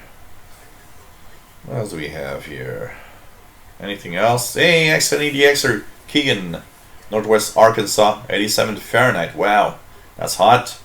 Here it's, what is it here? It's 18 outside, which is what? About 65 Fahrenheit, something like that. So let's just cross our fingers. Radioactive receiving KNLS from Madagascar, loud and clear on 11790 in Oregon. Wow, let's check it out here. 11 dots. What? It's 11.79. Yeah, it's actually making it here too. It should technically. So yeah, it's like sometime tonight. It's going to be heavier. It's going to start getting heavier. For Hurricane Irma in Florida. Totar, hello there in the IRC chat room. Nice to have you on board. OF Welsh, hello there. Twin Peaks was quite a ride. I've never watched Twin Peaks. I should check that out. There's so many things that's good. I mean, there's so little time, so many things to watch or listen to. We got to make a choice at some point. That's for sure. You're watching the Shortwave show. This is from Montreal, Quebec, Canada. And just to remind you that if you want to help me out, continue doing these fine shows, paypal.me/shortwave. It's a great way to help me out. You can actually become a patron on patreon.com/radio and computers and join the 12 patrons that are helping me out every month. And that's much appreciated because it's very difficult to continue doing this with just AdSense. YouTube AdSense is rather crappy. And I've been able to continue doing these live shows thanks to your donations, guys. So thank you very much. And I'm especially trying to reach out. There's so many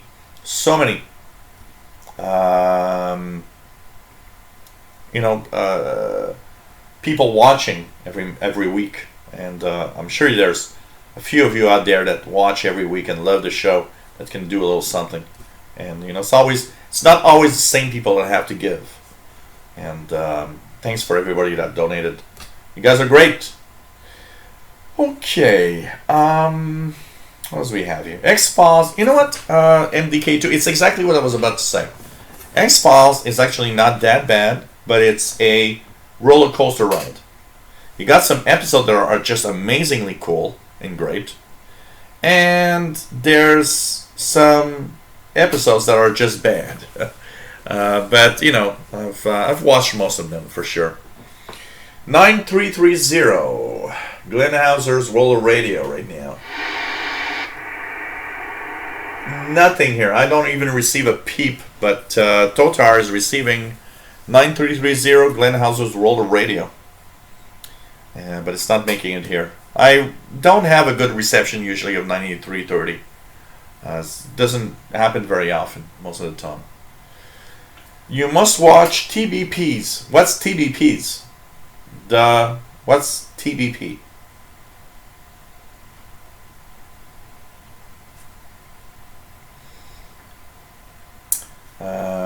What else do we have?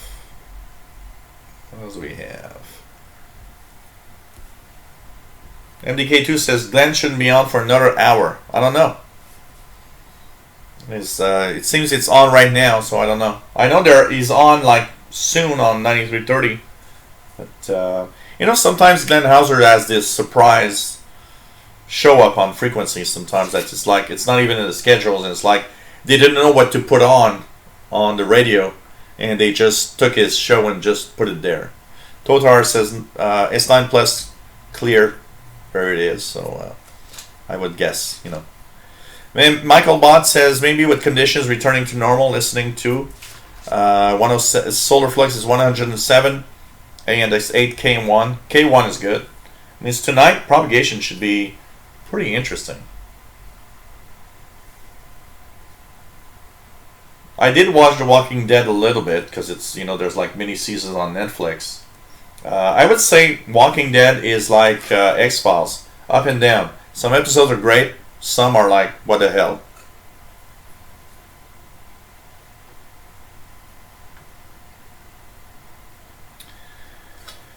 Skylift2 says, if you could only afford one shortwave receiver, what would be your choice under $200 Canadian?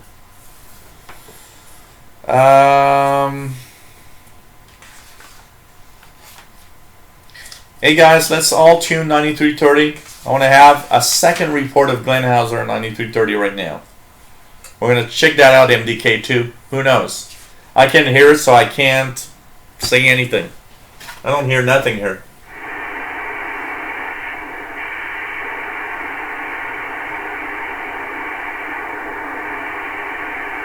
So I have no idea. I can't verify. Under 200. Jerry says GP5 SSB. I would go under 200 Canadian to something that has a keypad.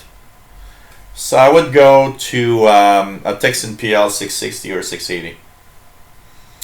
I would also go to the Sony ICF 7600. That's also another one.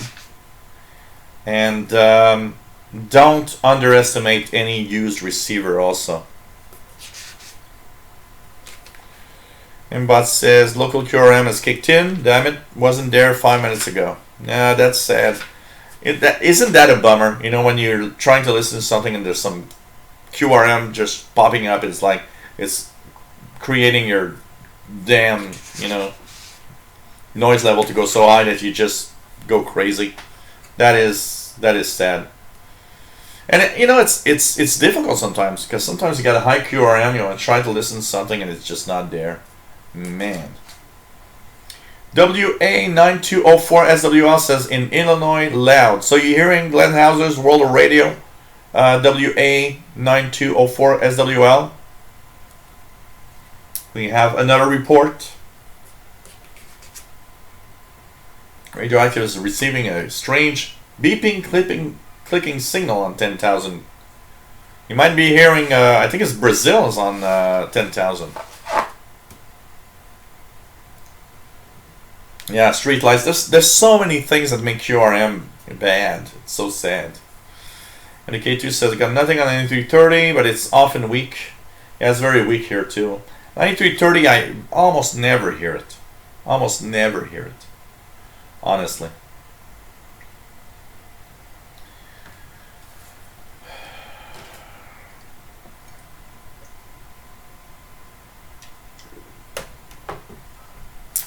Jerry says 9330 is at S20 where he is. So it's World of Radio, Jerry? We can confirm World of Radio by Glenn Hauser, so that the skeptics may now know that it's official. And okay, thanks. So people are confirming. You know that it doesn't surprise me, MDK2, because I get your drift.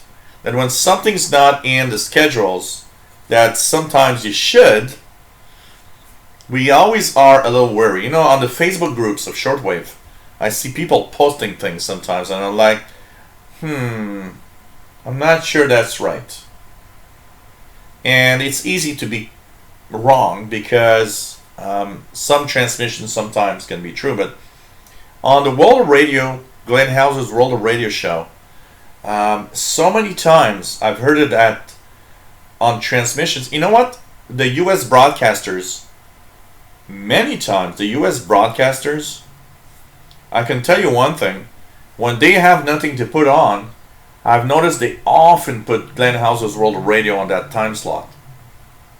And that's why when you go to the worldofradio.com website, you will see the schedule changes so fast, because sometimes it's like, World of Radio was on that frequency at that time. It wasn't there before. So, it's kind of funny. Xini the Extra says, not hearing 9330 at this time, yeah. It's almost impossible hearing that frequency, I can tell you that. Yeah, because 9330, Jerry's saying hearing him better on USB, is a reduced carrier frequency, by the way. So you technically need to use upper sideband to listen to it, because it's a reduced carrier. 9330. It's a weird thing. It's there with a carrier, so if it's strong, you can usually listen to it. But it's a reduced carrier. That means putting your radio on upper sideband will actually help out. It's kind of funny. It's kind of a very funny thing. MDK2 says, the only time I know to catch World of Radio is 2330 on 9330, followed by a screaming preacher. One of the the times I've been listening to World of Radio lately is Saturday evenings local, which means UTC Sunday, 0200, I believe. There's a Saturday evening hearing of that, and there's also AWR Wavescan that I listen to on 4840 kilohertz at 0330 UTC, because it's usually that 30 minutes before I go to sleep.